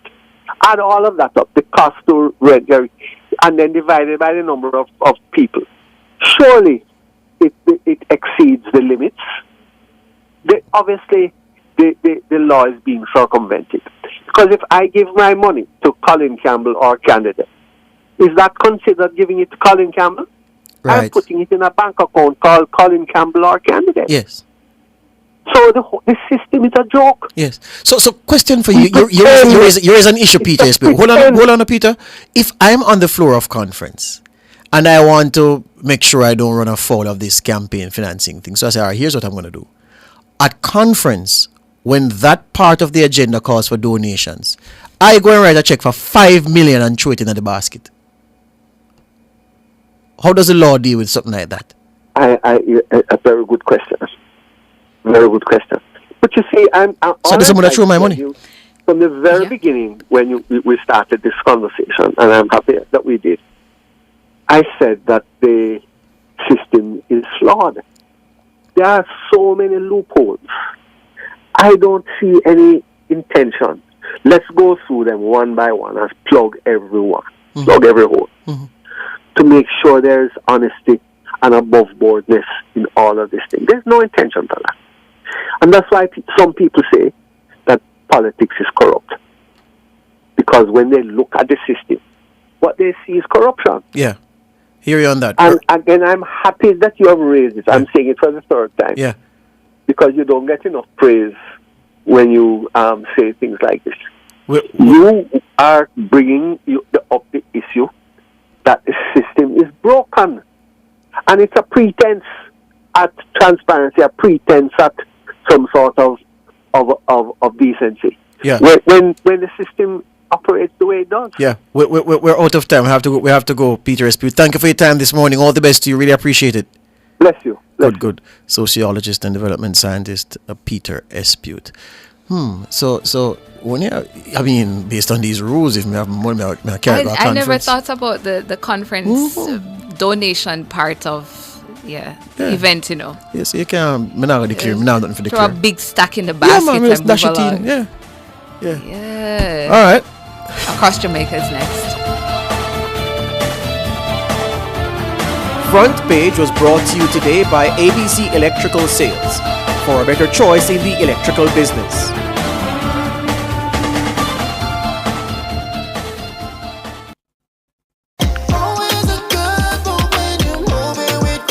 The time by Grace Good Move is 8 o'clock.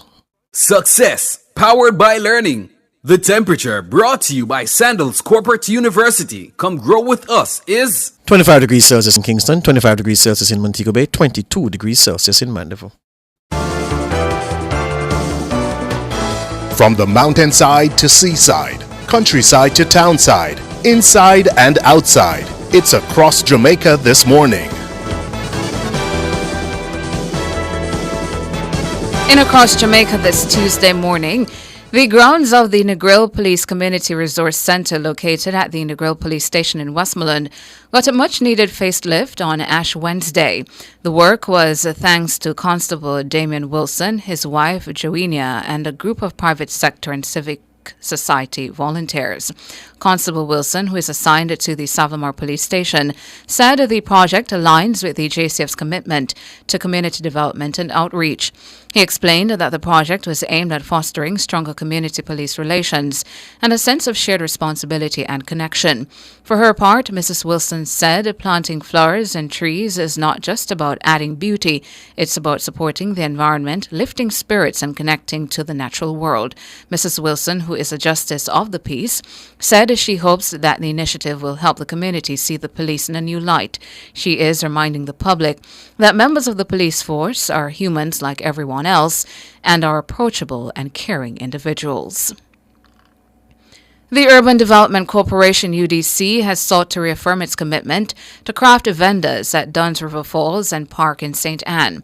This follows concerns that the corporation has plans to drive visitors away from the craft market.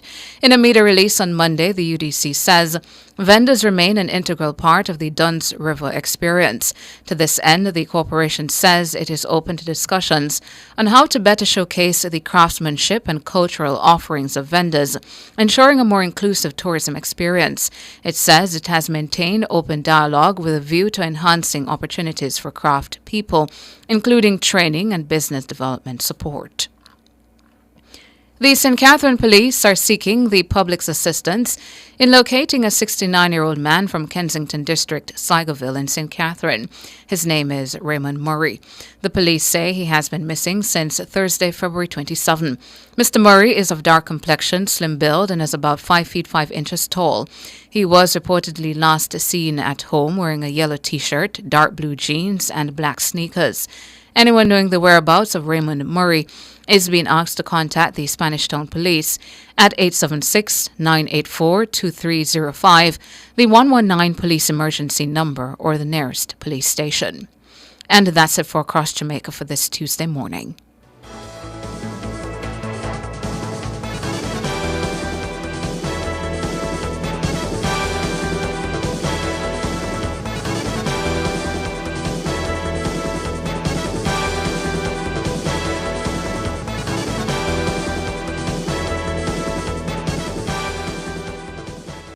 JPS. Aye, my JPS app. The mobile app brave as I said hot. With the mobile app, you feel know you can't flop the app. In a happiness, cause what? My JPS app easy, turn a riddle my light off it bright than the moon. If I want thing me love me JPS app, me I tell you about it in a the tune. My JPS app easy, turn a riddle for me light off it bright than the moon. If I want thing me love me JPS app, yeah we fully outside with the crew. JPS, pouring what matters. If them a hide and a bribe, you know we not sleep. Extortion them want, you know that not key. Fight against corruption, turn up the heat. Load up the kickback and fraud when you see. Anti-corruption, join in the fight. Let's come together and make this right. When you see wrong, you feel open your mouth. Now there's a new avenue for speak out. We need a reduction. Make we fight against corruption. The Integrity Commission is working towards Jamaica where there's integrity, accountability, and transparency in public service, where acts of corruption by persons in public office will be investigated and dealt with transparency and accountability. Stand with us in the fight against corruption. Call the Integrity Commission Anti-Corruption Hotline 876-926-0001. Make we fight against corruption. Win with love. Use your JMMB Money Transfer Prepaid Visa Card from October 1, 2024 to June 30, 2025 for a chance to win your share of a $2.1 million grand prize, plus a $100,000 university cash grant and cash back from paying tolls and shopping with your card. Receive money 24/7 in minutes with Visa Direct via MoneyGram, Zoom, Remitly, or directly through RIA and Zoom. Visit jm.jmnb.com/money-transfer for full details on how to enter and win with love. Authorized under Section 58.3 of the Betting, Gaming, and Lotteries Act. Conditions apply. Are you ready to turn your sales and marketing skills into high earnings? Nationwide 90 FM is searching for business development executives to help us grow our business and build lasting client relationships. If you have experience across all stages of the sales cycle and possess strong communication, negotiation, and time management skills with a proven sales track record, this opportunity is perfect for you. Join our team and work with the top corporate brands, media agencies, and of course, our on-air personalities. Enjoy networking opportunities, professional growth, and competitive commissions. Ready to take the next step? Send your resume to hr@nationwidenewsnetwork.com today.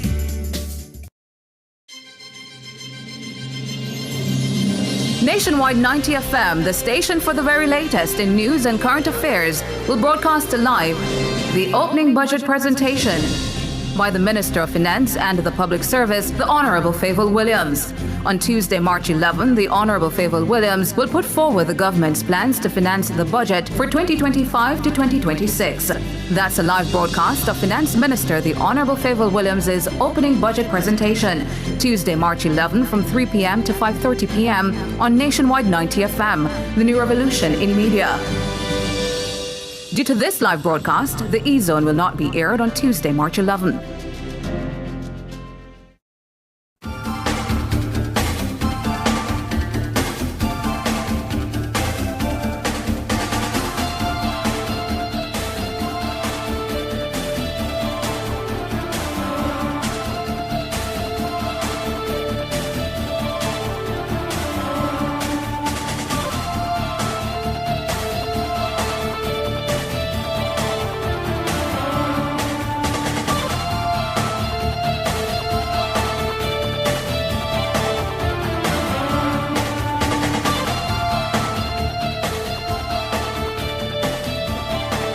Welcome back to Nationwide this morning, and we have a giveaway. So our numbers, gear up to call 630-9371-4, 630-9371-4, and our digital line 618-8255, 618-8255.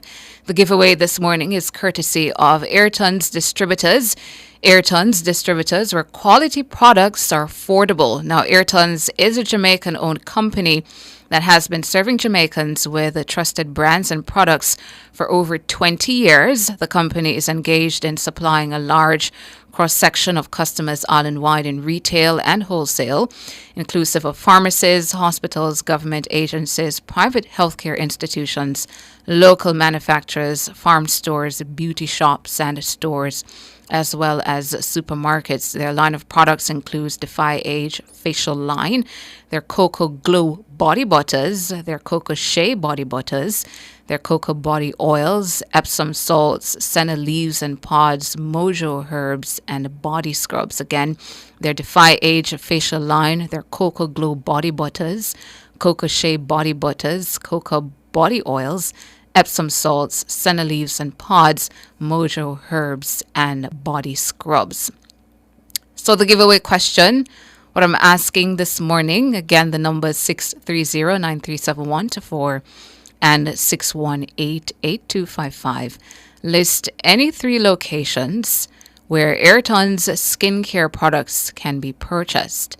List any 3 locations where Airton's skincare products can be purchased. 630-9371, 630-9372, 630-9373, 630-9374, and 618-8255. Michelle said this is open to callers and or YouTubers. Yes, my producer says yes. So, YouTubers, you can also put your answer in the chat, and myself, my producer, we're monitoring the chat to see who first will have the correct answer. Pretty easy. List any 3 locations where Airton's skincare products can be purchased. I mentioned several of them in the lead up to the question, so it should be easy one for you, easy breezy, and you win for yourself a gift courtesy of Airton's Distributors this morning. Airton's, of course, which has been around for over 2 decades. We have a caller, El Nadia. Good morning to you. Good morning. Morning. How are you? I'm great, Town. I'm so excited to be on your program. I'm always listening to you. Oh, you're a silent listener. Your first time calling? Yeah. I don't think I've ever spoken to El Nadia. Well, welcome, El Nadia, and thank you so much for listening. So, again, the question, list any 3 locations where Ayrton's skincare products can be purchased. You can go around Beechwood Avenue at the head office. You can go to pharmacy. You can go to supermarket. Absolutely correct. Wonderful. Hey! Congratulations to you, El Nadia. You need to call more often, man. Yes, I will. Congratulations to you. You're indeed correct. You've won for yourself a prize from Ayrton's distributors. So stay on the line, El Nadia, so that Michelle can take your details, arrange for you to collect your prize. Thank you, Taylor. Have a good one. You have a good day as well. All right. So, and the answers were coming in online, but El Nadia beat you guys to it. Next time, YouTubers, next time. Yeah, our producer tried to line up something just for the YouTubers next time. Yeah. So, take some more calls until we, what do you want me to do? Go to the break, take some more calls. Okay. All right, so I'll take some more calls before we go to data protection. 630-9371-4 and 618-8255. Yesterday was the anniversary of the first case of COVID in Jamaica. And I want to ask you guys, where were you in that moment? When the release came out, no, it was March 10. Yeah, where were you? You were here, Jermaine. So was I. So what's the drama, Jermaine? You got the shock of your life. Oh my goodness. Jermaine had things lined up and everything got canceled. Yeah, I was at work. And the advisory came out from the Minister of Health and Wellness that we had our first case of COVID-19. Breaking news. And yeah, things went wild. Yeah, if you can find back the breaking news. But yeah, it was March 10, 2020. And things just started happening after that. Schools were closing down. Everybody ran up and down and do different things. The area that the what did they call it? Patient zero? Or patient zero? That's what they're called, the patient zero. Yeah, everybody was talking about patient zero. I believe patient zero had come down from England and was in the St. Thomas area. Yes, to a funeral. Yeah. So I believe a section, which section was it? Bull Bay? Whatever section, Bull Bay. Yeah, Bull Bay.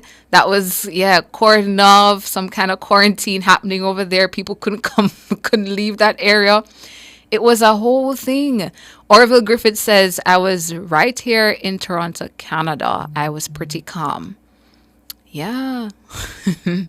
And Herman says, I was at work during the whole pandemic. That's one of the things I was grateful for, that I was still able to come into a place of work every day. A lot of people throughout that period worked from home. But I just remembered the first couple of weeks, the streets were so eerie. Fewer vehicles, way fewer vehicles. And there was a case as well in St. Catherine where you had this exodus one evening. I don't remember what happened. Portmore was also quarantined because of a case having to do with a call center, I believe. And then people were trying to pack their things and leave out of St. Catherine. Yeah, COVID. Wow. Good morning to you, Dwayne. Good morning. How are you? Hello. Oh, good morning. How are you? Yes, I'm doing good. How are you?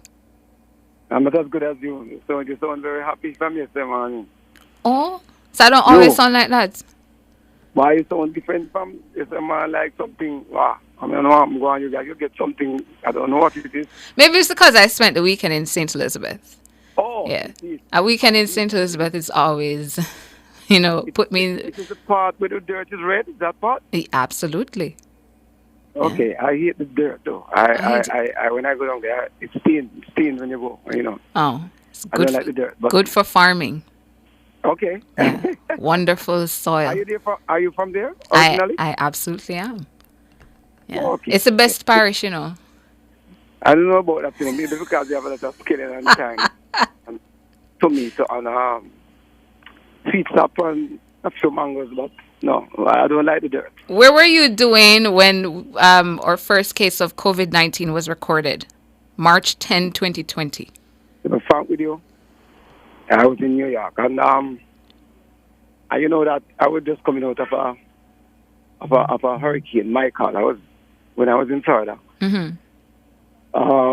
A very serious earthquake came in Florida, Michael, and it tore the place up. So just as we get over that, I recognize that this somebody said to me, we're talking about Corona. Mm-hmm. And I said that some persons were speaking and they're saying that some person are getting this beer named Corona and they didn't want to take it because it spelled the disease. And I will laugh. Uh-huh. I said to the person, say, oh, the beer Corona, uh-huh. Corona. I think I have beer named Corona. Yes. Yeah. And somebody was, scupping up it and laughed at it. And I said, what if you come to Jamaica, come to New York? And said, no, man, that's to me a China that's beer. So when it hit when I was in New York, yes. Yeah. I'm in Jamaica. And long after before I came here. But mm-hmm. it was when I look at the television. Yes. I was kind of scared at looking at the TV at night time. When I go out and I come in night, mm-hmm. I was very scared, trust me, because I just don't want to look at the television. Yeah. I remember for the full newscast, all you'd be hearing about was COVID. Every story is about COVID. It was scary because one man I was going to work, right? And I was riding a bicycle right on a van, a truck, how they call it. Passed and the gentleman spit outside of the thing, and I tell you, I was worried the whole day because they said that if the spit catch you, it could, and I said maybe the spark will catch me. Mm-hmm. I worried the whole day mm-hmm. about it. I remember that. It was scary, but after we started to listen to some news, yeah, and started to listen to news keenly, somehow the fear went. I never got scared again because I recognized something never adds up to me. Yeah. And I suppose you just practiced very religiously your hygiene practices, wearing off your mask. Yes. But one thing that it told me, one thing though that helped me is that it let me get a little bit more conscious though, because when I go to when I go into the men's room, right, when I'm coming out, mm-hmm. normally what I would do if I wash my hands, I would take a little bit of the tissue and hold the door now. I always practice that. That's me too. Yeah, I never always hold the door after. Yeah. Right? Now, I recognize that when I go to the supermarket, like when I go to Walmart or Publix or whatever, and I come in, I will take something and wipe off the plastic bag before I put it in the fridge. Mm-hmm. Generally, I wash my fruit and veggies before I put them in the refrigerator. Mm-hmm. Right? But what I do, I wipe the plastic bag before I hang it. Because, people... And I remember people go down into the store and take them out and lick off the bag. I remember a guy who went into, I think it was Walmart, I think. Really? Like that. Yes. Take them out and lick off the bag just because they felt that. I think that they did arrest them, I think, too. Uh-huh. Right? Yeah. Wow. Yes, that took place. So actually, when I buy anything, I would take something and wipe off the bag, like what do you call it, the vinegar. Yeah. And wipe on the outside of the plastic. The right thing to do. On the other bags and things like that. And we'll wash them off. But the right thing to do. There are a number of practices that we were doing in COVID that we still continue to do today. It's the same thing for me. I don't touch the restroom doors. Yeah. I use my elbow to push it open. What I noticed too before I go quickly? Mm-hmm. I happen to work at a certain place in Jamaica, right? Entrance and the exit to Jamaica, right? And the persons who I see Tanya go into the bathroom and comes out. I so I was cut myself and comes out, you know. They leap and wear it from the toilet straight to the door and do not wash their hands. And sometimes I can't believe the type of person who does it. Mm-hmm. And I tell myself that no, Corona has taught you a lot of things. Yes, it has. It had a lot of teaching moments in it. Absolutely. Yeah. So if there's a negative, there's some negative, but there's some positive coming out of that from me. But Yeah. it helps me to be more wise, I do. Yeah. Well, thank you so much, Dwayne, for calling this morning and having a little chat with me. All right, gonna take a break. We have data protection coming up, so stay tuned for. Oh, you have a German found it. Yeah, man. Let's hear it. Let me just apologize for the delay in starting.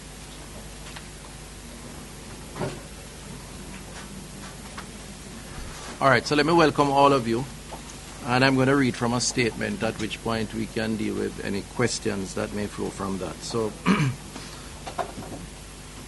thank you for joining us this afternoon for what is an important development with the coronavirus disease 2019, or COVID-19, as it is referred to. Jamaica today confirmed its first imported case of coronavirus disease 2019, COVID-2019, here in Kingston. The patient is a Jamaican female who had traveled from the United Kingdom, which, as you know, has cases of COVID-19. She arrived in the island on March 4th, presented to the public health system on March 9th, and has been in isolation since then. Based on the patient's travel history and symptoms, health professionals suspected COVID-19 when she presented herself. A clinical sample was collected and sent to the National Influenza Center, where lab tests confirmed the diagnosis today at approximately 11 a.m. The patient and family members have been informed of the development. The patient's infection was travel-related, based on the assessment. However, steps are being taken to prevent the risk of community spread. These measures include the dispatch of a health team to the home of the patient for assessment and initiation of public health measures, the identification and contact tracing for all possible exposed persons, meeting of ministry officials with members of staff at the hospital, and the necessary interventions that are required to be put in place. In addition, imposed travel restrictions remain in place. In fact, 3 countries have been added to the list of the 5 that were originally announced. China. Yeah, that was the Minister of Health, Dr. Christopher Tufton, in 2020, announcing to the nation that we had our first imported case of COVID-19. And I see a lot of my YouTubers reacting as well quickly. One of them said, I was taking photographs when I heard of patient 0. Different people were doing different things, and it's as if people paused for a moment and said, wow, see now? Yeah.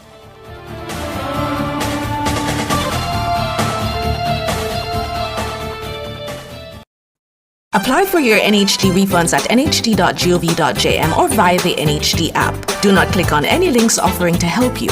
The time by the NHD is 8:24. Fontana Pharmacy has a wide variety of items from pharmaceuticals, household, cosmetics, toys, and more. The temperature by Fontana Pharmacy, it's all good inside, is 27 degrees Celsius in capital city Kingston, 27 also out west in Montego Bay, and 24 degrees Celsius in Mandeville. Data Protection Matters is brought to you by Design Privacy. We help you comply and build trust.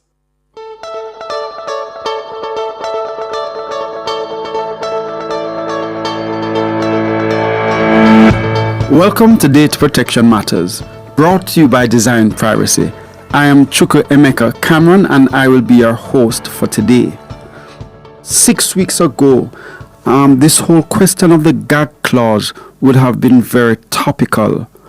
I am bringing it back up today just to examine it from the perspective of a data protection impact assessment. We have an opportunity to actually see the law in action, how the Constitution in action and the Data Protection Act in action.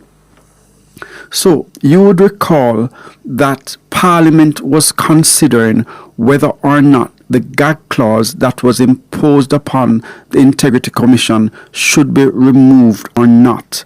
This is where the Integrity Commission is prevented from disclosing investigations that they are carrying on in relation to public servants.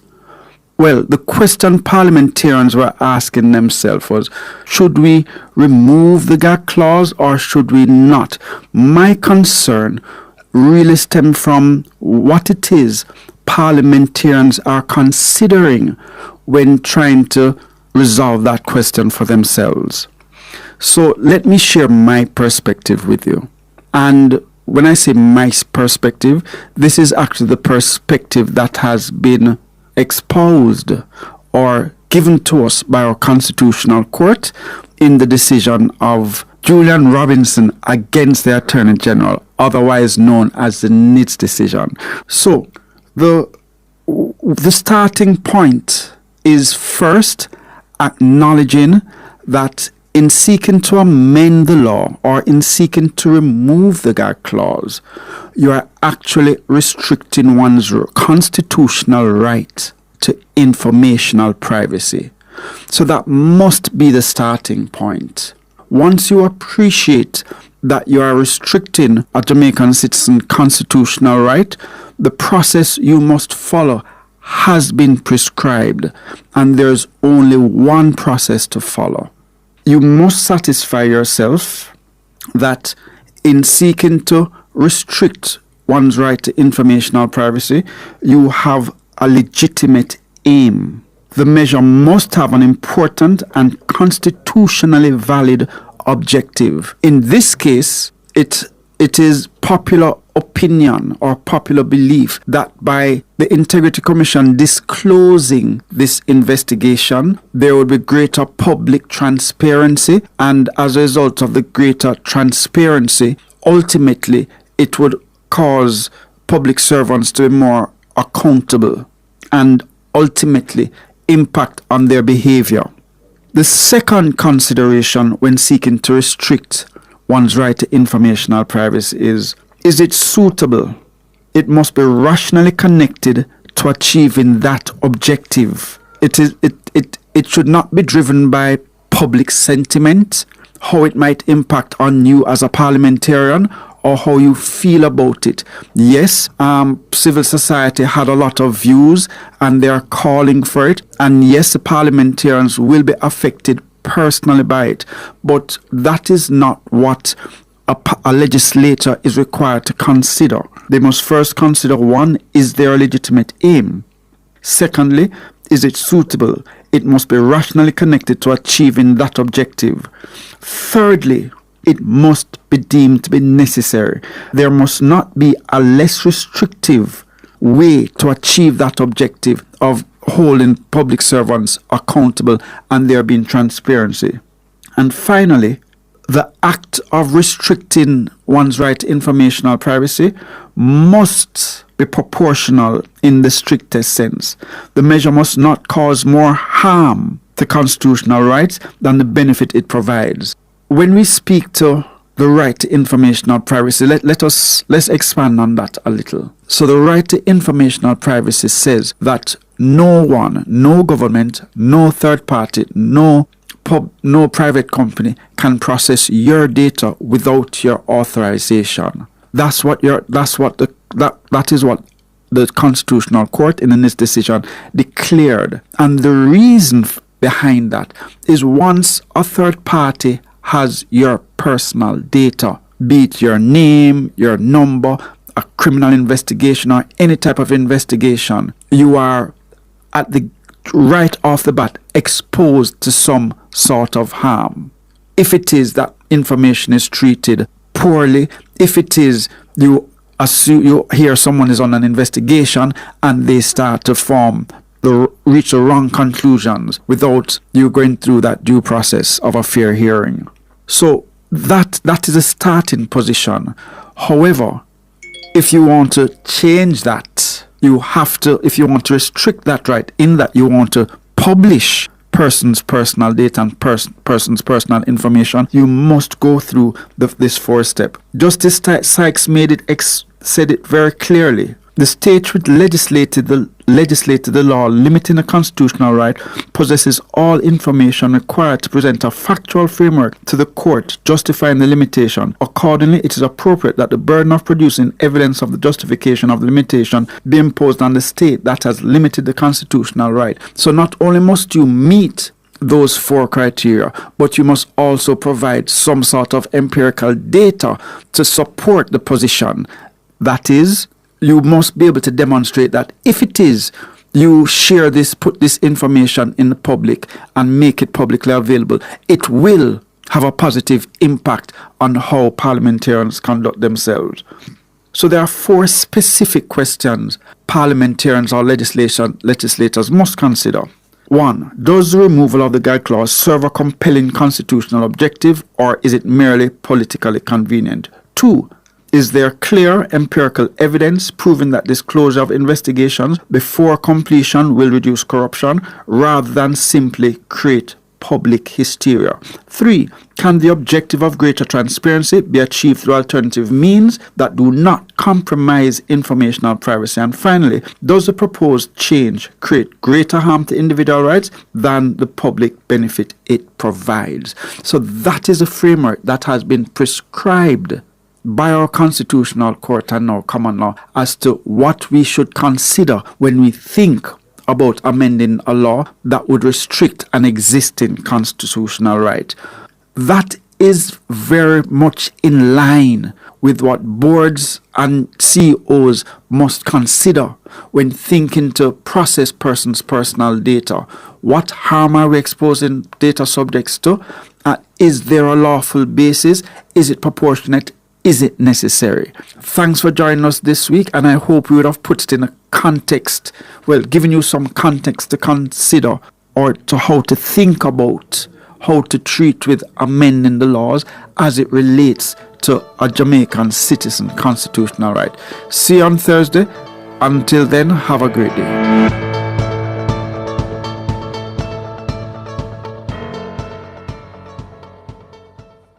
Data Protection Matters was brought to you by Design Privacy. We help you comply and build trust. Horton's RX, the caring pharmacy, the Yes We Can pharmacy, the Yes It's in Stock pharmacy, the House Call Delivery pharmacy, the RX Pack mobile app pharmacy, the RX Plus digital wallet pharmacy, the 20% reward pharmacy, the easy to remember number pharmacy, 876 RX0 RX, the easy access 24/7 pharmacy, Horton's RX, the convenient pharmacy, #wellness, #simply delivered. Start your fitness journey today and make 2025 your healthiest yet with Express Fitness. State-of-the-art equipment, expert trainers, and encouraging community are here to support you every step of the way. Join now and take the first step towards a stronger, happier you. Express Fitness, starting at only $9,500 per month with 11 locations island-wide. Your gym for all your needs. Visit www.expressfitnessja.com to sign up today.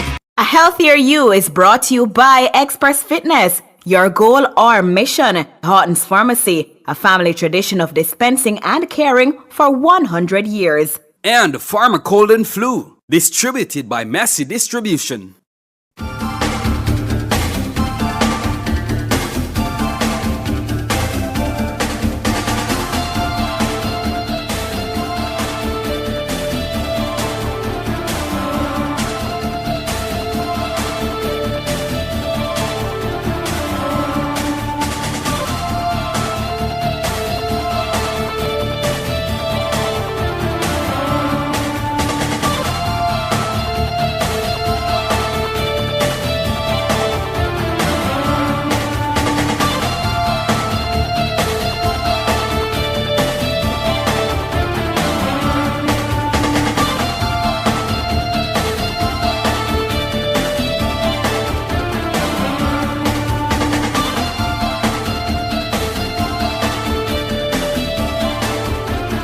8:35, time for A Healthier You, and of course it's time for a month to check in with our friends at Horton's Pharmacy in this segment, A Healthier You. Chief Pharmacist Stafford Horton is here, and he'll be talking about World Kidney Day, discussing the importance of kidney health. Good morning, Stafford. Morning, George. Good morning, George. Morning to all the nationwide staff and all our listeners and YouTube followers. Thank you very much for having me on this morning. It's my pleasure. And how is the team down there at Horton's? Oh, we're doing great, man. Looking forward to another day of service. Excellent, sir. Excellent, sir. So, World Kidney Day, and with that, the world marking Kidney Day, of course, people were thinking about their kidney health and the kidney care and the role of medication management. So, those are the things we want to talk about with you this morning. Okay, George. Let's start at the top. Yes, sir. As humans, we are born with two kidneys. Both kidneys are large, bean-shaped organs located and connected on either side of our spinal cord. Both kidneys are intricately interwoven in our body, nourished by our blood supply that is pumped around our body by the heart. The kidney function is to filter waste, that's urine, from our body via the bladder, via the urethra, to the male penis and the female vagina. If the kidney begins to malfunction because of poor nutrition, too much alcohol, not sufficient intake of water, a hereditary problem, or maybe trauma from an accident, these are some of the symptoms that may affect you. Changes in urination frequency, unexplained fatigue and tiredness, changes in appetite, and a metallic taste in the mouth. Regarding urination, how often do you urinate at night? Is the urine foamy or bubbly, or is there blood in the urine? Also, a puffiness may appear at the ankles, some sort of swelling, and if you press it, it doesn't come back out immediately. So if any of the preceding difficulties begin to affect you regularly, please seek a medical opinion and medical attention. It's very important. Seek medical attention or medical opinion, because you may have high blood pressure, you may have diabetes, you may have a fluid buildup in the lungs.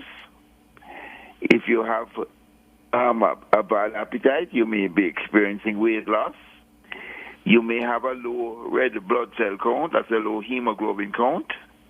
Or you may have nerve damage at your lower legs. Some of the nutritional suggestions I have for keeping a healthy kidney. Yes. Lots of fruits, berries, grapes, cherries, apples, either eat apple or the American apple, plums, coconut water, and bananas. Ripe or green? Ripe bananas. Mm-hmm. Regarding vegetables, onions, cauliflower, and turnips in your diet. Proteins, lean meats like poultry and fish. Mm-hmm. Eggs, unsalted seafood, and carbohydrates, bread, unsalted crackers, sandwich buns, and pasta. And finally, lots of water, lots of bottled water, as much as you can drink.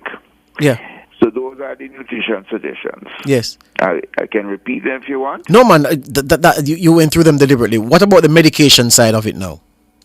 Well, the medication side is going to recommend, if your doctor finds that there is a problem with your kidneys, there are several medications that can be prescribed, because there are different reasons why the kidneys malfunction. So if it's high blood pressure, you're going to get medication for hypertension. If it's diabetes, you're going to get medication for diabetes. You know, if diuretics are used a lot in treating kidney malfunction. So there is a complete range of first-class medication available locally, and our medical profession is superiorly trained to find it out. And as a matter of fact, even if it comes to the point where you have to have a kidney transplant, yes, kidney transplants are being done in Jamaica. Yes. Usually, how they happen is if you have a kidney that malfunctions and you have to remove one kidney, if you have a family member that is compatible with you and they are willing to give you the kidney, the transplant can be done. And I have a personal experience, that of a family member, and it was done locally. Yes. And both the person who donated and the person who received the kidney are in fabulous health. Yes. So, but you have to be aware of these difficulties and catch them, nip them in the bud. What's the average age of someone who encounters kidney difficulties for the first time, Stafford? Any age, my friend, any age, from birth right up to old age. Yeah. It doesn't have. It's not age specific. Yes, and that donor waiting list in Jamaica would be long, though. Yes, I think. Fortunately, the requests are not massive requests in Jamaica.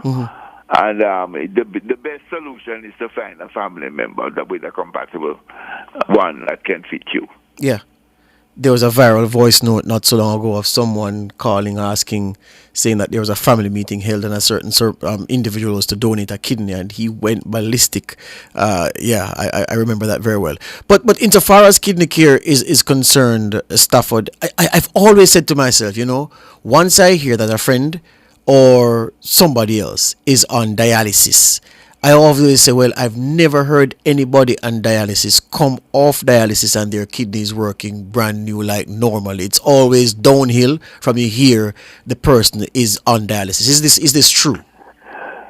No, that's not true. If the dialysis happens on time, the availability of dialysis is the treatment is the availability is expanding. It's available in most major towns, and the public sector is really good on dialysis. I remember having to go to KPH to get something for a kidney patient, and I had to go to the renal unit at KPH, and I was really impressed with how the staff treated the customers, the comfort level, the atmosphere, the ambience. It was really, really first class, and I really, and that was years ago. That's not like yesterday. Yes. This is maybe 15, 20 years ago. I had this experience. And the public sector is really well organized, and I know they're trying to get more dialysis machines into more public sector locations. So dialysis is available, and if it is properly done, you can live a healthy life. Yeah. And they train the staff are really highly trained. Yeah. Do you have the well, no. Why is it, Stafford, I've often wondered, why is it that matters related to the kidney are referred to as renal? Why? Because renal is the technical term for the kidney. Simple as that. Yeah. Yeah. That's a medical term. Medical term. All right. So insofar as people wanting their medication management needs to be sorted out where kidney care for themselves or family members are concerned, what does Hortons have for them? Oh, we have a complete range of all the prescription medications, and there's some herbal things that can be used, like garlic capsules are taken. Omega-3 is a good medication to take, and I heard on your program this morning a discussion about ginger. Ginger is a first-class fruit to use in your cooking or in your diet. Really, really good. Ginger is excellent. Right. And just to stress the point that Hortons is not just about dispensing drugs, it's also about providing the counseling and the advice and guidance, eh? Oh, certainly. We have did we just launch Just Ask Staff on Sunday the 2nd of March, which is a formal counseling advice program. And it's available. Our telephone number is 876-790-7979. You can call to make an appointment, or you can come in and speak to the pharmacist. Excellent, sir. Stafford Horton, a pleasure as well. As usual, thank you this morning. All the best. Thank you very much, George. Have a wonderful day to everyone. Great man. Chief Pharmacist at Horton's Pharmacy, Stafford Horton. Are you okay? Let's break and come quick back. I'll come right back because we have some news for you. A healthier you was brought to you by Express Fitness. Your goal or mission. Horton's Pharmacy, a family tradition of dispensing and caring for 100 years. And Pharma Cold and Flu, distributed by Massey Distribution. Jamaica's Spark program is investing $45 billion to improve roads, water, and telecom. Better infrastructure for a better future. The time by Spark is 8:46. The Birthday Club is brought to you by Burger King, the best tasting burger under the sun.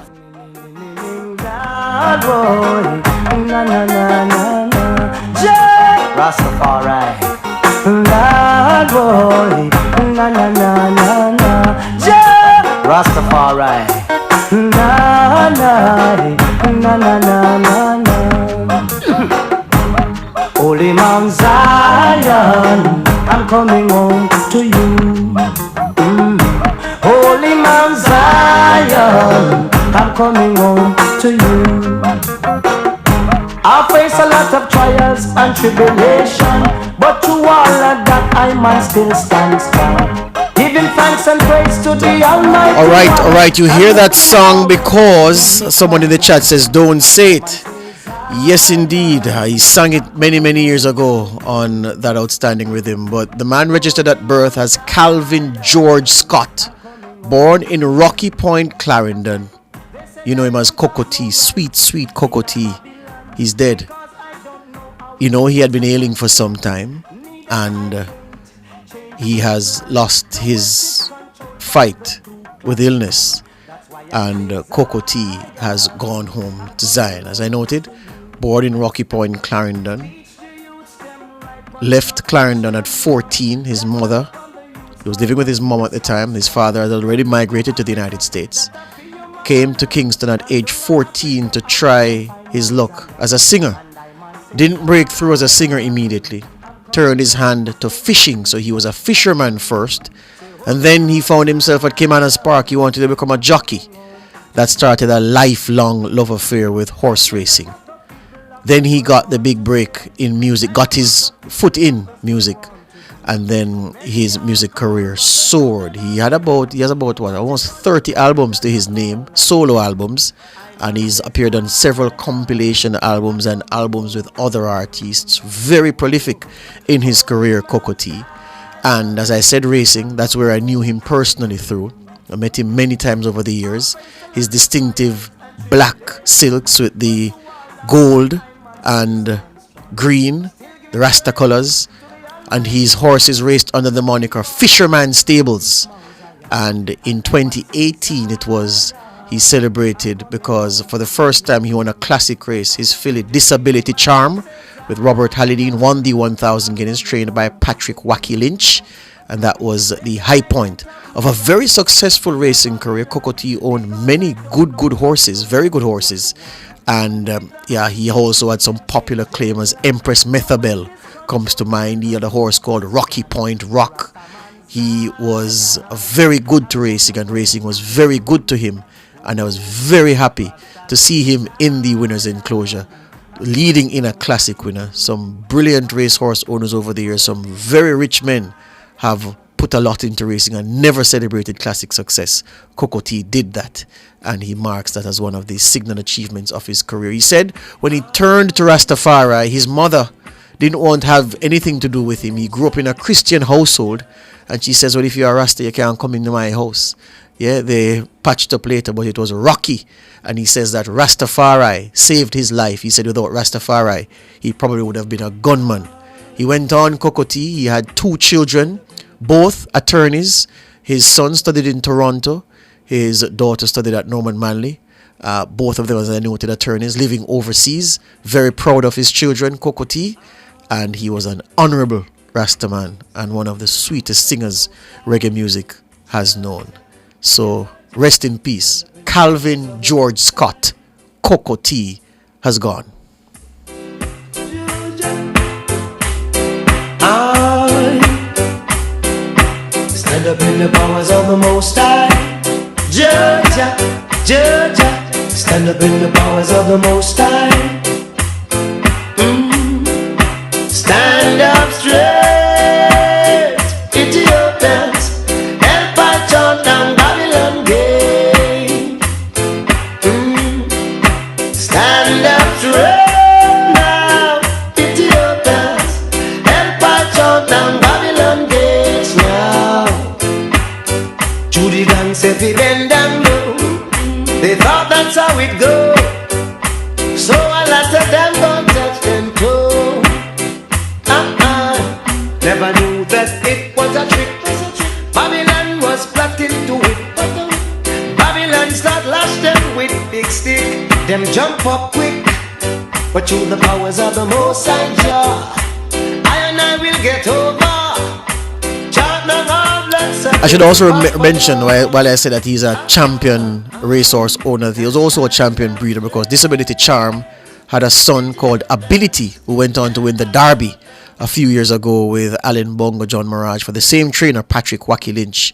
So he enjoyed success as a breeder and a trader, the success that escaped him as a jockey. I never quite made it as a jockey, but he made it as one of reggae's finest exponents. She loves me now. Ooh, she loves me now. She loves me now. Whoa, she loves me now. And I sing glory, glory, hallelujah. Got to give thanks and praise unto the Father. A long time I man want this little daughter. She loves me now. Ooh, she loves me now. She loves me now. Ooh, she loves me now. After me talk to the mother and the father, send love letters with the brothers and sisters. Them a talk how I can't get the daughter, but see they know one not the dreadlocks take over. She loves me now. Ooh, she loves me now. She loves me now.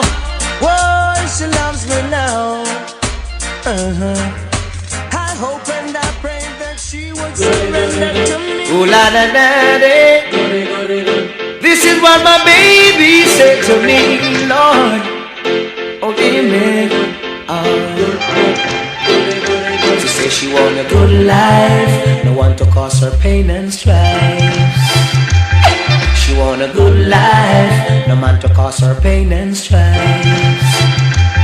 She don't want no unsteady relationship, one way I rock like a rocking ship. Want a love that's steady as can be, one that brings back memory. She want a good life, no man to cause her pain and strife. She say she want a good life, no man to cause her pain and strife. She's been in and out of loving, and she says she must confess she been used and abused, but there's no more time to lose. Oh no, because she want a good life, no man to cause her pain and strife. She want a good life, no man to cause her pain and strife. On the birthday list this morning, happy birthday greetings going out to Joelyn Elise Allen. Happy birthday to you. Happy birthday as well to Felisa Foster, Stephanie Taylor, Arlene Curry, Sherry Gale Bryan. Happy birthday. And happy birthday to someone who calls himself Poochie Lou on Facebook. Happy birthday to you, Poochie Lou. Wishing for you a great day as well. Happy birthday greetings also going out, this one says, to our most senior resident, Mrs. Violet Thompson of Roehampton Estates. As you celebrate your 98th birthday today, may every moment be special and filled with the same joy and happiness you bring to others over the many years. Much love and appreciation from the Roehampton Estates Citizens Association. So happy birthday to you, Mrs. Violet Thompson. Albert Morgan here sending happy birthday greetings to Pamela Lodge. Hey to you, Pamela Lodge. Happy birthday to ya. The greetings coming from Albert Morgan. Georgia Sutherland, Member Me sends happy birthday to Georgia Sutherland. So Georgia Sutherland, I'm sure you know who Member Me is. remember me sending happy birthday greetings to you today. He was 65, born on September 3, 1959. I forgot to add that bit. Mhm. Yeah. I see somebody saying that the Gleaner says he has 8 children, but from the time I've known Cocoa Tea to now, he only speaks about the two attorneys. Uh-huh. Yeah. So there you go. But yeah, 1959, September 3, Rocky Point, Clarendon, one of the listen, if you were to run the record, Shauna, you'd be surprised how many of our great singers from Rocky came Point? from Clarendon Parish. Clarendon. Yeah, man. Clarendon produced a whole heap of them. Uh-huh. Hurry up and come, hurry up and come, hurry up and come, 'cause Babylon done. God promised to strengthen the weak and give sight to the blind. And Inez I. Campbell Murray sending happy birthday greetings to her brother-in-law Nigel Murray in Time and Patience, Linstead, St. Catherine. Bless up yourself, Nigel. Happy birthday to you. Coming from Inez I. Campbell Murray. And Erica Smith sending happy birthday greetings to her mom, Leah. From all of us, she says, happy birthday to you, Leah, from your fam bam, including Erica Smith. And to show you that when something in your blood, it's in your blood, you know. Cocoa Tea says he used to go to Florida and rent a boat and rent a fish line and just go fish. Well, yeah, he really Because, loves yeah, fishing. It's just in him blood, yeah. Mhm. Yeah, man. Yeah. Fisherman stables. Primary hobby. Yeah.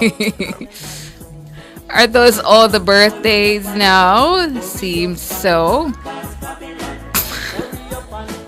Hurry up and come, hurry up and come, Babylon done. Say from England straight to America, even down here in the valley of the Pacific, Japan straight over to China. The Birthday Club was brought to you by Burger King, the best tasting burger under the sun.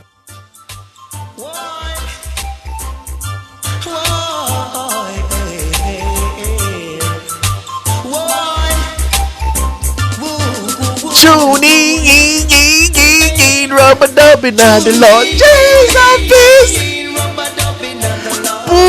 Well, it can't pull. Mr. King, you have to play this tomorrow, you know? You have to play them tomorrow again, you know? Okay. No, man. A Friday, alright. Friday is Cocoa Tea Day. Friday is going to be Cocoa Tea Day. Now they have to come in the studio, you know? Come bounce to them tune, you know? Sure. Yeah? Those are all the birthdays now. Happy birthday to you if you're celebrating your birthday today. If it's your anniversary, happy anniversary to you as well. And that's about it for the show. Thank you so much for tuning in to Nationwide this morning. Thanks to our technical operator and the musical maestro, Jermaine King. Thanks to our super producer, Michelle McCray Smith. Thanks to our super editor, Kimone Thompson, in the newsroom. And again, Nationwide, we send our condolences to the family and loved ones of Cocoa Tea this morning. Up next, the Consumer Hour with Norgie Banton, and at 10, Cliff Hughes online. I'm Tana. And I'm George. Good morning.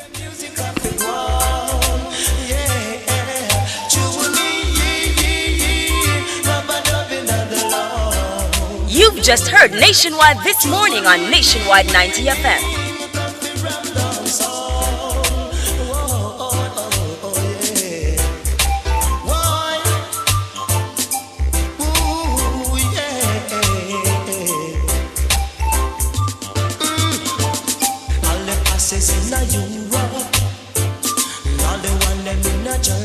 Fearless and fair. Nationwide 90 FM.